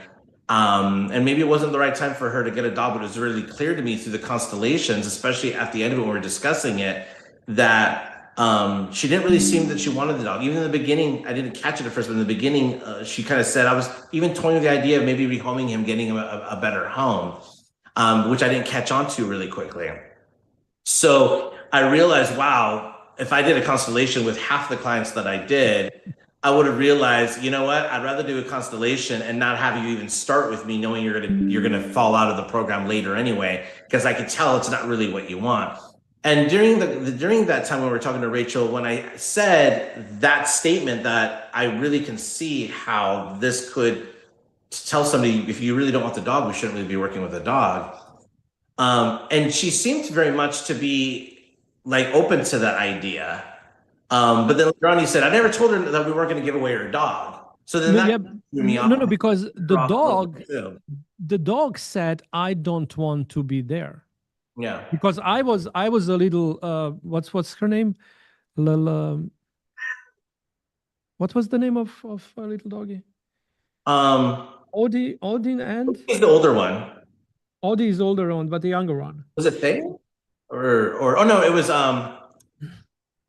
yeah, right? Was it Faya? F-E-Y-A? Fea, yeah, Fea, perfect. So I was in a role of Fea and said, I don't want to see two of them, so I don't want to be there. I don't want to belong to that little. So it was not, yeah, Fea. So it was not Rachel's thinking about let's get rid of the dog. It was dog's thinking that she does not belong in that setting. But also then I said pretty clearly that Rachel is not in a setting of being owner to an Audi at this moment either, because and then she understood. She went through that emotional, how can I say, episode in which she contemplated about who said what and how that made her feel. But also, because you said you was in a role of Rachel, but and everything you said was so inspiring, but when you don't know who you are, then it's kind of like giving more kind of value to that you are consciously not aware of what you are communicated through this emotional field that connects three of them, that just gets it's a truth without being it's a feeling that's yeah, I totally get that, and that I really enjoyed with that constellation.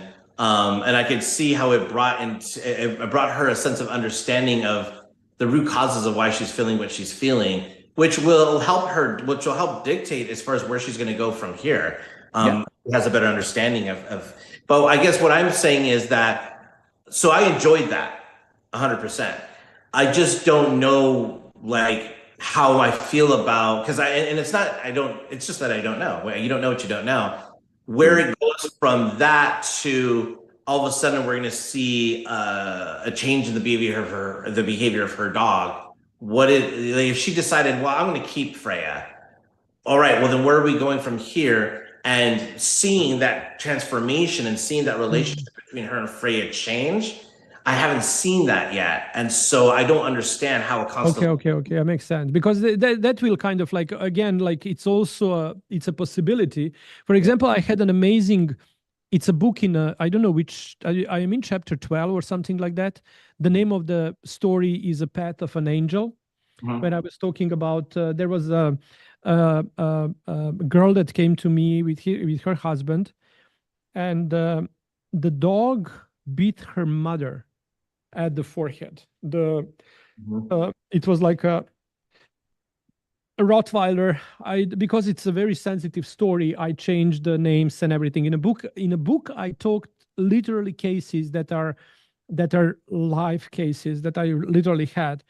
I changed the breed, and I changed the color of the dog and the name of the dog and name of the person and the place where the constellation workshop took place, so that now none of them can be exposed on any level, even though every one of them agreed to be part of the book. But that story particularly said that she had a dog that became just aggressive towards her mom overnight, like nothing. She came to a dinner and she interacted with the dog the way she interacted, and the dog beat her at the forehead. So, and then slowly, through the constellation, an amazing emotional story appealed. And once all of that, what was hidden and buried because it was painful, and I don't want to talk about that story in the podcast. I encourage you to read the book, and everyone that can jump on the Amazon and just purchase. Either it can be free if you Kindle it or whatever. It's called like Sasha's Awakening with the Dogs, and that's the name of the book. And the story reveals literally that the mother didn't want to come over, and she was afraid of the kids, because she said she had the kids and the kids were little and it's a big dog, and she didn't want to kind of like how you say that, put anyone on risk. So, and she knew that she couldn't give her anywhere. So the only thing what was left to that dog and her destiny was to be put down. So we had this constellation. The constellation opened the path to a very, very, very painful life event of the family. And once everything got its place in the heart of everyone, because she was there with her and her husband, the dog shifted its behavior overnight. It's like, it's not become the great to mother, never beat anyone else.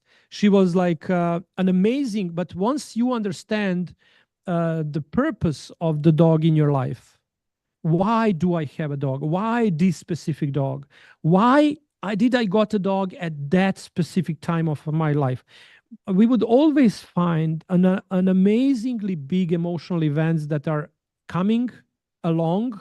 I get a dog and then something happened, and then I get another dog, and then again I'm getting myself ready for the something great to happen in my life. And usually those moments when the dogs are coming in our life are emotional pathway. Either we have the dog after something big happened to us, or we get a dog prior something gonna happen to us. And either can be good or bad to experience. I mean, like emotionally, it can be impact on both sides, but it resonates always. The family consciousness needs a support, and then supports comes through a dog in order to balance the energy. So the energy that we need in order to bypass the events that are coming and that are ahead of us or actually just pass by. And that's kind of where I said, I can see the constellation helping people get to the root cause of their emotions, of why they're reacting a certain way with their dog, and where a lot of this resentment and stuff, that the frustration is coming from. And like, it's the same thing with me. You know, we haven't really gone into, I really haven't had anybody really pick my brain on the podcast as far as, you know, how to handle their dog or how to raise their puppy and the why, which we will get to eventually, I'm sure, as the podcast starts growing. But you don't know much of what I do either. So I just understand that we're still, you know, in the very infancy of the podcast, and I don't fully understand the full scope of what you're doing, and you don't understand the full scope of what I'm doing. We're just kind of discovering it a little bit as we go along. So I've seen the constellation, and I see the value in that. I just don't know what I don't know. I don't know what happens after that, where all of a sudden you're going to be telling them, you know, what's the second session like? What's the third session like with the constellation? Do you give them any instruction after that? I know that you have this this test that they take, which kind of shows their cortisol levels and stuff like that. So that's kind of only, you know, to the people like you, very left-sided, analytic. I want to prove, I want to this, I want to that. So only, and a lot of us, because you know, when you get into this brain chemistry, neuroscience, we have a left brain and right brain, and this is world in which live is very left brain. Very masculine, very analytic, very straightforward, proofs, this, that. Aside of analytics of the left brain, the right brain is emotional, very fragile, intuitive, holistic, and it doesn't know words, right? Oftentimes we need to learn a lot, so we quiet our left side of the brain, and that's what we actually, when you're working holistically, you need to know a lot. And then when you have a problem presented in front of you, you're going to pick and choose without thinking why you are doing something to this dog or to that dog, because you're going to adapt emotionally, holistically, intuitively to do something you can maybe just realize after you did it, right? And oftentimes I find myself like analyzing, why did I said that should be done? Or why did I, because I didn't know what the Rachel gonna talk to us, and we started about the kennel and let's see what they're gonna do, what they things like that, and there comes the impulse, let's put the constellation on. And later on when I said like, how did I think about the constellation? No, because we met just 1 second before you came to the show, so we didn't even talked about what can be. I did when I was living in Fairfield, I conducted a couple of constellations workshops, but not regarded to dogs. And just later on, after that, I actually narrowed my focus to orders of harmony, in which I said that there is a way and there is a science and there is a energetical field in which human and dogs interact among each other, because there is a source of love that flows within the same species, because the love opens the foundation for the life to happen. So I think there is a different way in which we can love our spouses and our children and our friends and our same species members, fellow man and woman, right? Or how we can love other species, like dogs, for example. And then I understood actually that the orders of love flow within the species. And there's a plate, there is a species of humans, species of dogs, species of orca, species of birds. But then the species in between themselves interact based on orders of harmony. Because I was not able to get my constellation in place, if I wanted to incorporate known hidden dynamics of the love that intermingle in between same family members and the friends and the family, the species, like a same dynamic of the humans, right? If I wanted to bring those rules into human-dog interaction, I was not able to get the results. So I said, like, some other type of order need to belong in between bringing two species together. And there's and we can talk about that maybe sometime. I can talk a little more maybe about the rules of constellation and the laws of cosmic laws that governs our relationships based on love and respect. So the thing, and I'm again, once again, I'm seeking understanding, so I don't really understand.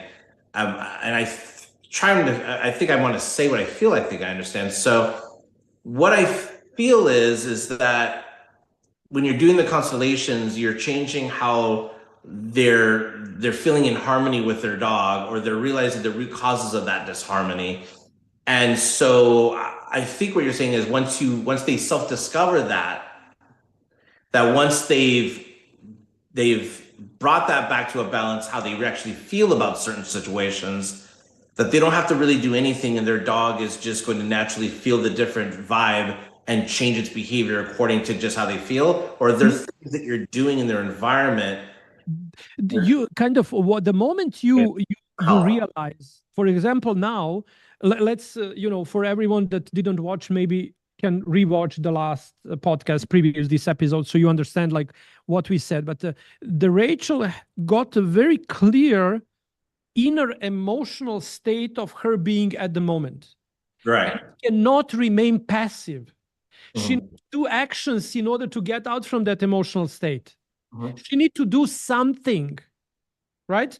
And whatever that something comes to be, it's gonna take away that depression and anxiety and everything, that miserable state that she's at, taking it into another, taking that motion into another energetical level, which will completely change the she needs to do something. And she already said, I have these ideas and I'm going to do this, and fencing and all kind of ideas started to kind of like flourish through that. Are any of these ideas are going to create a situation where her dog's going to come to her when she calls every time? Because that's what was her main concern, was that her dog wasn't coming to her when called.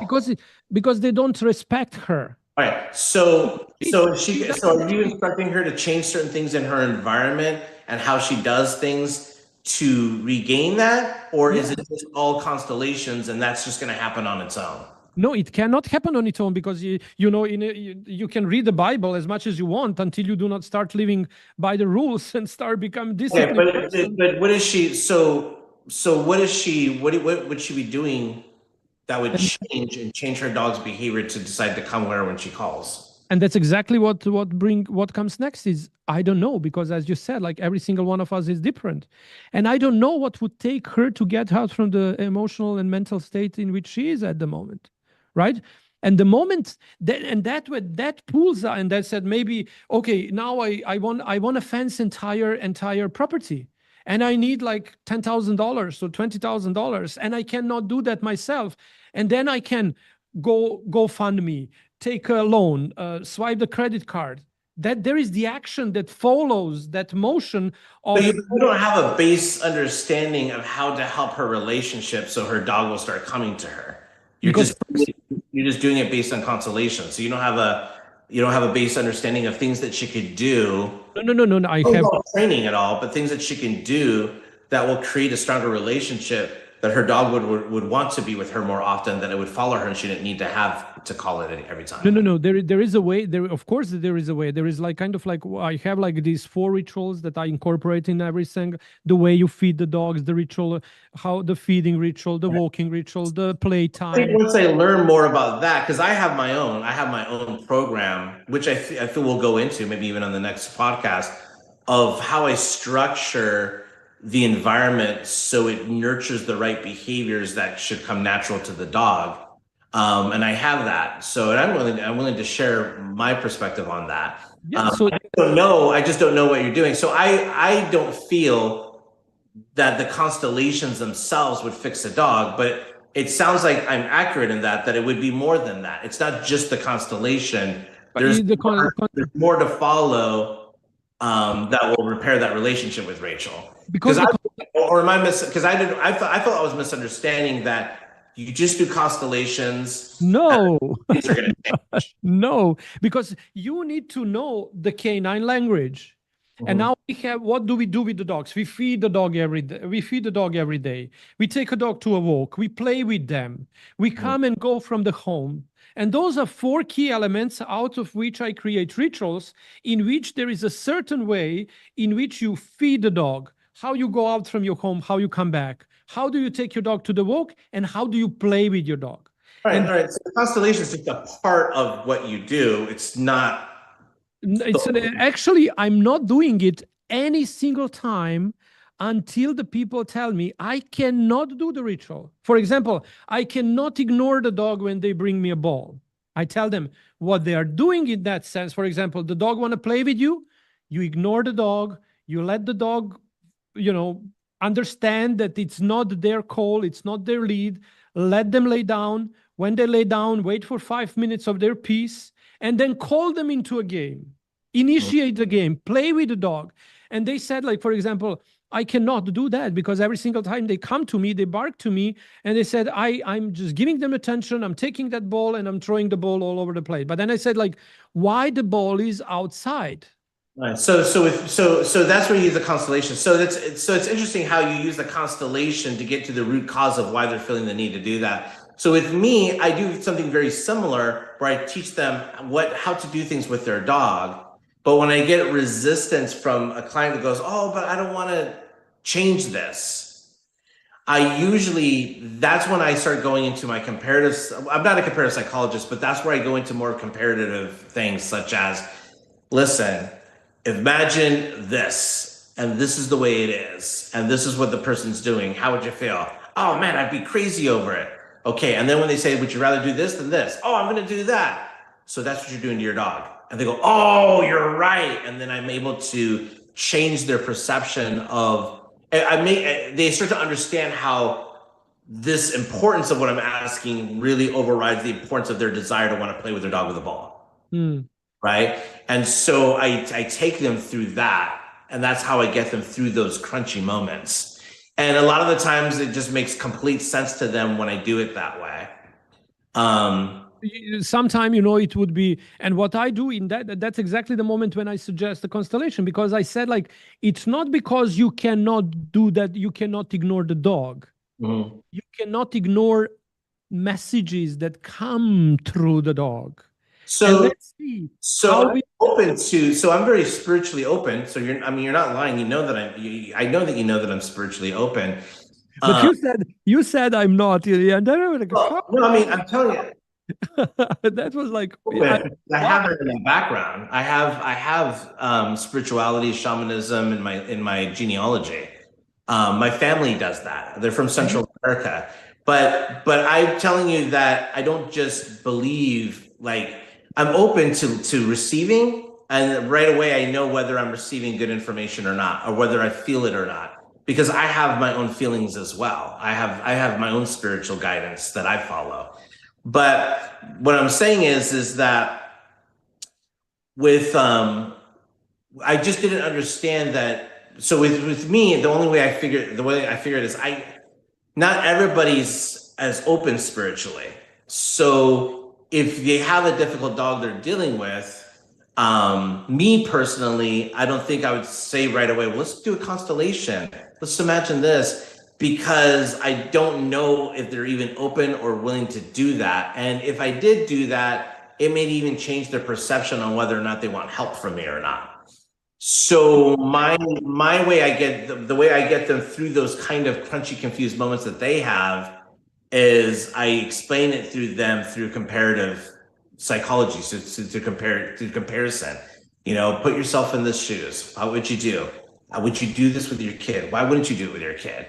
Why would you? And then I take them through that, but I don't do it. But I don't think I would do it. I don't think I would do a constellation with a client of mine because not everybody is spiritually awoken as much as people should be. The moment you say, take these shoes, put yourself in these shoes, it's an element and a tool of constellation. That's how you do it. Put yourself in the shoes and see what you would do and see what you would feel and see what you do feel and things like that. And that's kind of like a sense where the constellation is pretty, you know how the constellation is actually discovered by the, and put together by the German psychologist Bert Hellinger. And he was a Christian, like a Catholic priest and missionary sent to Africa, to a Zulu tribes, to baptize them into Christianity.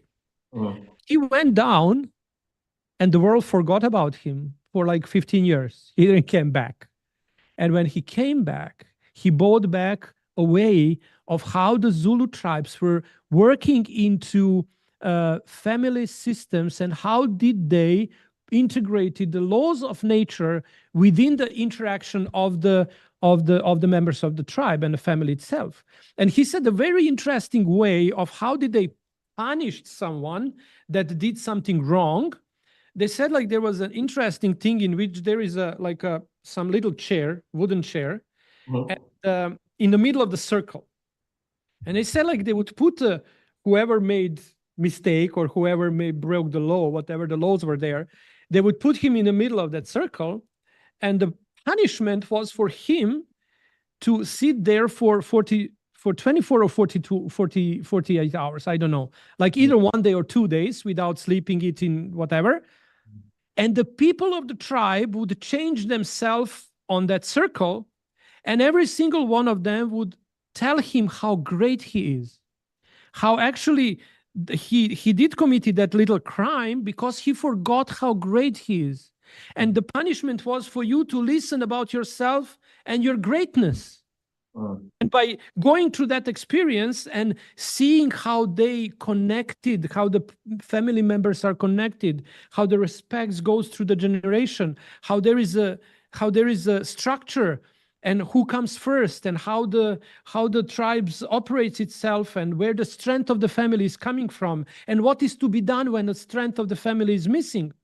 And instead of baptizing them, he actually took everything he learned and put it into a westernized philosophy, because himself was aside of being a theologist, he was a psychotherapist later on, Gestalt therapist, and then later on he departed. Apart from Gestalt was actually also that drama therapy, where you leave your trauma in outside yourself through the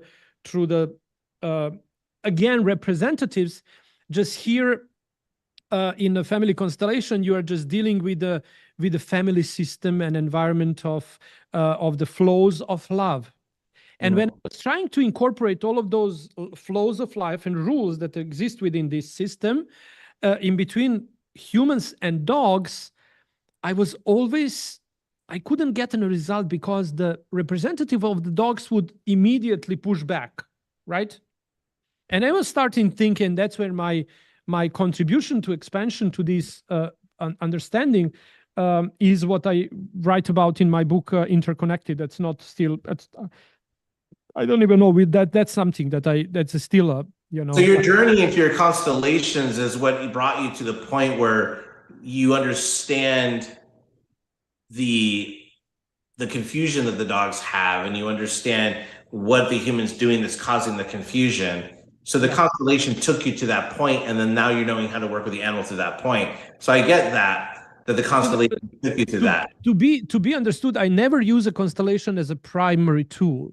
Yeah. First try to do this. Okay, this is how we interpret body language of the dogs. And then we do this, then what they are telling us. When they do that, when they are pulling, they are telling us this. When they are peeing and pooing all over the home, when you are in home or when you're not home, when they are screaming, separation anxiety, this, that, everything has some portion in the behavior because they cannot talk to us, they need to behave. So the way I'm telling and the way I'm seeing this is actually the dog's behavior is a dog communication with humans. And every single thing they do it for the purpose of telling us something. And if we would be able to decode what they are telling us through these rituals that are literally very exact and very pragmatic things that you need to do, exercises, the way you put down the food, you move away, you pick up the bowl when they are done eating, you kind of like taking them to a walk, who goes first, when is who, how do you train them, how do you actually how do you communicate with them that they understand that they are you are their biggest value? How do we establish that I am my dog's biggest value? And then wherever I go, my program does that. It basically shows people how to raise the value of yourself to your dog, that they want to be a part of your space all the time. And I have that, but I didn't learn how to do that through Constellation. I learned that by putting myself in those dogs' shoes. I've done that more in a comparative psychology way. So how you got to the journey of working with animals, the constellations, what got you through that journey. No. I need to I need to take that back, because you remember my story about the dog dying on the table in my school. Okay. That is how I started to think about the dogs. But the only reason why, for example, but then because I was in a professional work with the dogs, I didn't work with the clients to explain them how they should live with their dogs. My journey with the dogs was my professional interaction with the dogs that served me wonderful, like a amazing career, right? And then when I stopped that, I said I should teach people that. And then I took everything I was working with my show dogs to a doggy moms. But then I was, why? And then I had my Tito. I don't know, do you remember the story? I said my Tito. And I said, oh my God, finally I have my pet. Right? And now I don't need to have him as a show dog. I'm going to do all of these things I didn't do with the show dogs. And then I got, because I was in the middle of the very emotional, abusive relationship, and I just split that, and a relationship with my kids, and the business, and everything was in a crossroad. I surrendered to myself, and I lost myself in relationship to that dog. And that dog developed a severe separation anxiety that I was thinking, like, what's wrong here? Like, I know how to do it with the dogs. What went wrong? And that was a time when I discovered a family constellation to heal myself. And down that journey, I said, oh my God, that's exactly what happened to me. And then when I started teaching people about what I did with the show dogs and how I slipped into emotional entanglement with Tito and how much that cost us both. And then I said, the constellation is the key. If you cannot go through this journey because the dog is too cute, you are too vulnerable. You cannot, or actually I cannot put the boundaries to my behavior, because that is, bring the boundaries, don't put others in your space and things like that. The building the boundaries in between human-dog relationship, I think, are more self-centric, to create the boundaries that I don't want to cross for no matter what, right? It's not about not letting dog into my space. It's not crossing out of my space. And that's when I said, like, what is this force within myself that always takes me that extra step that I know I shouldn't go? And then now we come back to the point. What takes me that extra spoon of the cake? And why do I need to eat the 2 pizza slices instead of 1? And all of those other things that are inner-driven motions of the subconsciousness that we become aware just after we do something that we regret doing. And that's where the family constellation is perfect tool. Who am I eating for?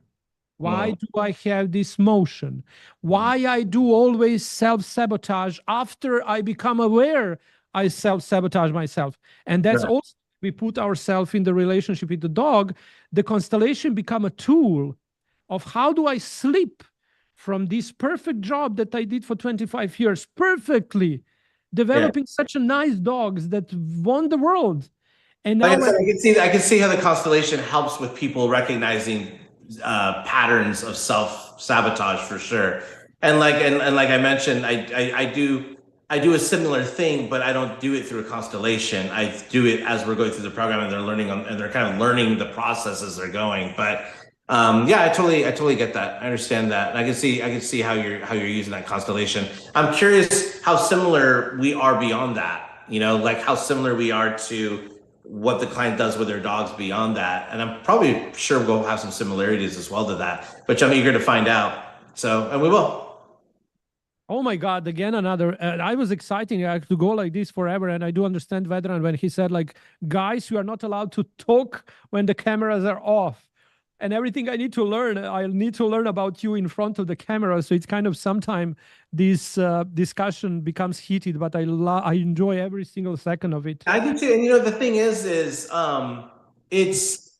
there's no reason for us to, I mean, I know that when we talk off camera, it's, we respect each other either way, that we can discuss things on camera. And even if things get crunchy, we tend to work through them quite well together. And that's what I like a lot. There's differences and similarities to how we think.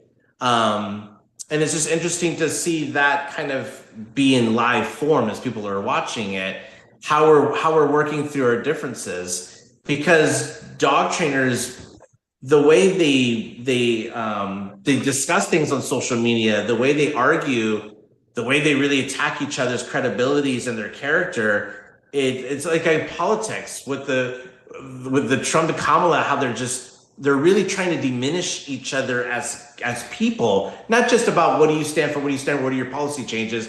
It's I hate you as a person. You're a liar. It's character attacking, right? And everybody tends to argue that way. And we've had our crunchy moments. Even the examples of how we work through those crunchy moments and understand, I see that there's differences and similarities, is a really good podcast for people to watch on two people understanding their differences and working through them. We trust each other. So we're not in an angry state of mind when we're going through these differences because we trust each other. It needs to be a safe place of discussion, and it is. I just think it's good for people to watch the process. I don't think we're like, well, maybe we should discuss this off camera so that way we don't look like yeah. That's what right? And I completely agree with Vedran no, let's not work off camera. Let's work through some shit. It's good for people to hear how two people that are both in love with dogs but have the differences, how are they going to get through this crunchy moment and come to some understanding of, okay, I see why you're doing it that way. I do something similar, but I do it this way. I wouldn't do it exactly that way. Well, that's because we're two different people. Okay, but we understand the other stuff, right? Sure, let's go deep down that rabbit hole. So to me, it's all good. Yeah. Soon we're gonna really come to a conclusion in which, you know, there is your way, there is your perception, there is my perception, and then there is a truth. And usually that truth is just in between both of ours, because I was raised and my life experience and life events shaped me to see the world the way I see it. The same happened to you, because we didn't went through the same events. We are not called in a cookie cutter, way of being raised. Neither, even if we would be raised in the same home, it wouldn't affect us on the same level. And that what brings this different point of view on the same topic. And more we talk about, more we're going to see how much similar and almost equal, identical thing we talk about using different words, phrases, and lexicon. And I'm especially back to the same place, but totally different. Yeah, totally different. Like the same stuff, but you have a different understanding of why you're doing that. And I'm doing the same thing that you're doing, but I don't know why you're doing it. I want to tell you why I'm doing the same thing you're doing, but from a different perspective. It's almost like it's a disagreement about how we got there, but we still got there. Yeah. And there is something that we recommend to our clients to do. And then we recognize and understand that if they can't do it, there is something deeper entangled that we tend to, my tool happened to be a constellation and your tool happened to be something else. But it's the same perspective of how the people have their own boundaries that they cannot, go through without adequate support of someone they trust. Because at some point, the people and the clients need to have someone by their side that they will trust, that has their success and their dog success by their heart. Because sometimes, as I told to my students yesterday, we cried so much because I said, like, oftentimes we went to the bumpy roads and you were questioning why you need to learn about algebra and why do you need to learn about square roots and all of these and angles and blah, blah, blah. How that happens, you be a better canine professional. But even when I'm not able to explain you in a way that you understand, or actually my students will understand, sometimes you just need to lay on my shoulder and let me take you through that bumpy road myself over on the other side. And then you see what sun and what beautiful meadow I was talking about, because the perception and the understanding is not as broad as ours, in this profession, ours is. And that's where actually oftentimes the right client finds the right mentor. And the most important things when choosing a mentor is to choose one that you can really trust. And that's what I say. When I was choosing my mentors through my life, my grandmother told me, always look for the people you want to become alike, but always look a big picture. Don't go after ones that are successful, but then don't have a happy families. You always need to see the broader picture, as much as broader picture as you can. Look for the mentors with a high-end obstacle, like a microscope. Look for the mentor like a needle in the hay of grass. But when you find them, surrender completely. Yeah. Do not let the arms of everyone. Yeah. But the moment you find it, don't ask the questions anymore that will not contribute to you understanding the topic you are learning. And if they tell you put a lamp on the head and walk through the busiest street, you never know what that's going to bring to your overall success and understanding of the topic you are learning by them. So that's how I learned everything. And sometimes that trust will be enough. Well, it's going through the process that also builds that trust. That's, with my clients, I don't take them through a 4-6 week course. We have especially when they have puppies, I'm with them through the first year of that puppy's life. We're just going through things as the puppy changes in certain stages throughout the year. But one of my friends put something in a very interesting way and a very interesting analogy about, she goes, what it must be like working with me. And I said, well, what is it? She goes, it's like you walking up to somebody and trying to figure out a way to get across the river. But yeah, that one. So you go there and you're like, let me help you get across the river. And they're like, great, grab me some lumber, grab me a hammer. No. We don't need the hammer. We don't need the lumber. You know what? You're right. Let's get welding because we need to make sure this bridge is strong. Okay. Well, we can talk about it. You want to talk about it? Well, do you know how to make a bridge? Well, I don't know, but let's look it up on YouTube. But why don't you just let me show you? And they go, well, what are you going to show me? There's a simpler way. We don't have to use the hammer. We don't need to go on YouTube. We don't need to build the bridge. And this is going to work. I'm going to show you how to get across the river. Oh, it can't be that easy. And I'm going crunchy. And then finally they go, oh, this is hard. Okay, how do we get across the river? There's a bridge already made down there. Or take a boat. And that's, yeah, I get that. So that's kind of like it's also to every single owner watching this doggy parent is actually, don't let yourself be thrown into any single one that you kind of like first add and everything. Like, look for the mentors that you can really surrender. I think being obedient to a teacher is very important part of the growth. And sometimes we need to understand that we are paying someone or we are occupying someone's space and time because we want something from them. Mm-hmm. And then when we find a person to mentor us, the best way to get the results is just to listen what they have to say, and try to build a perception up, not to blindly, not to be like a sheep. That's why oftentimes that's what paying the price of having someone that you surrender to, and then outcome wouldn't be something you expected, because you come on the end of. That's why what we it's often time to negotiate with me, the companies that we partner with around. I said, like, I trust you that you can do whatever you say in a contract, it's going to be done. Yeah. But once we get on the other side of the road and it's not done, who's going to pay the damage of me not finding the other one? Taking my time to surrender to you and to do everything you said to me, I'll do what it takes to be done. And I know how disciplined I am. When I find something to do, I'm going to do it until the end. Yeah. Either dead or alive, but I'm going to be there.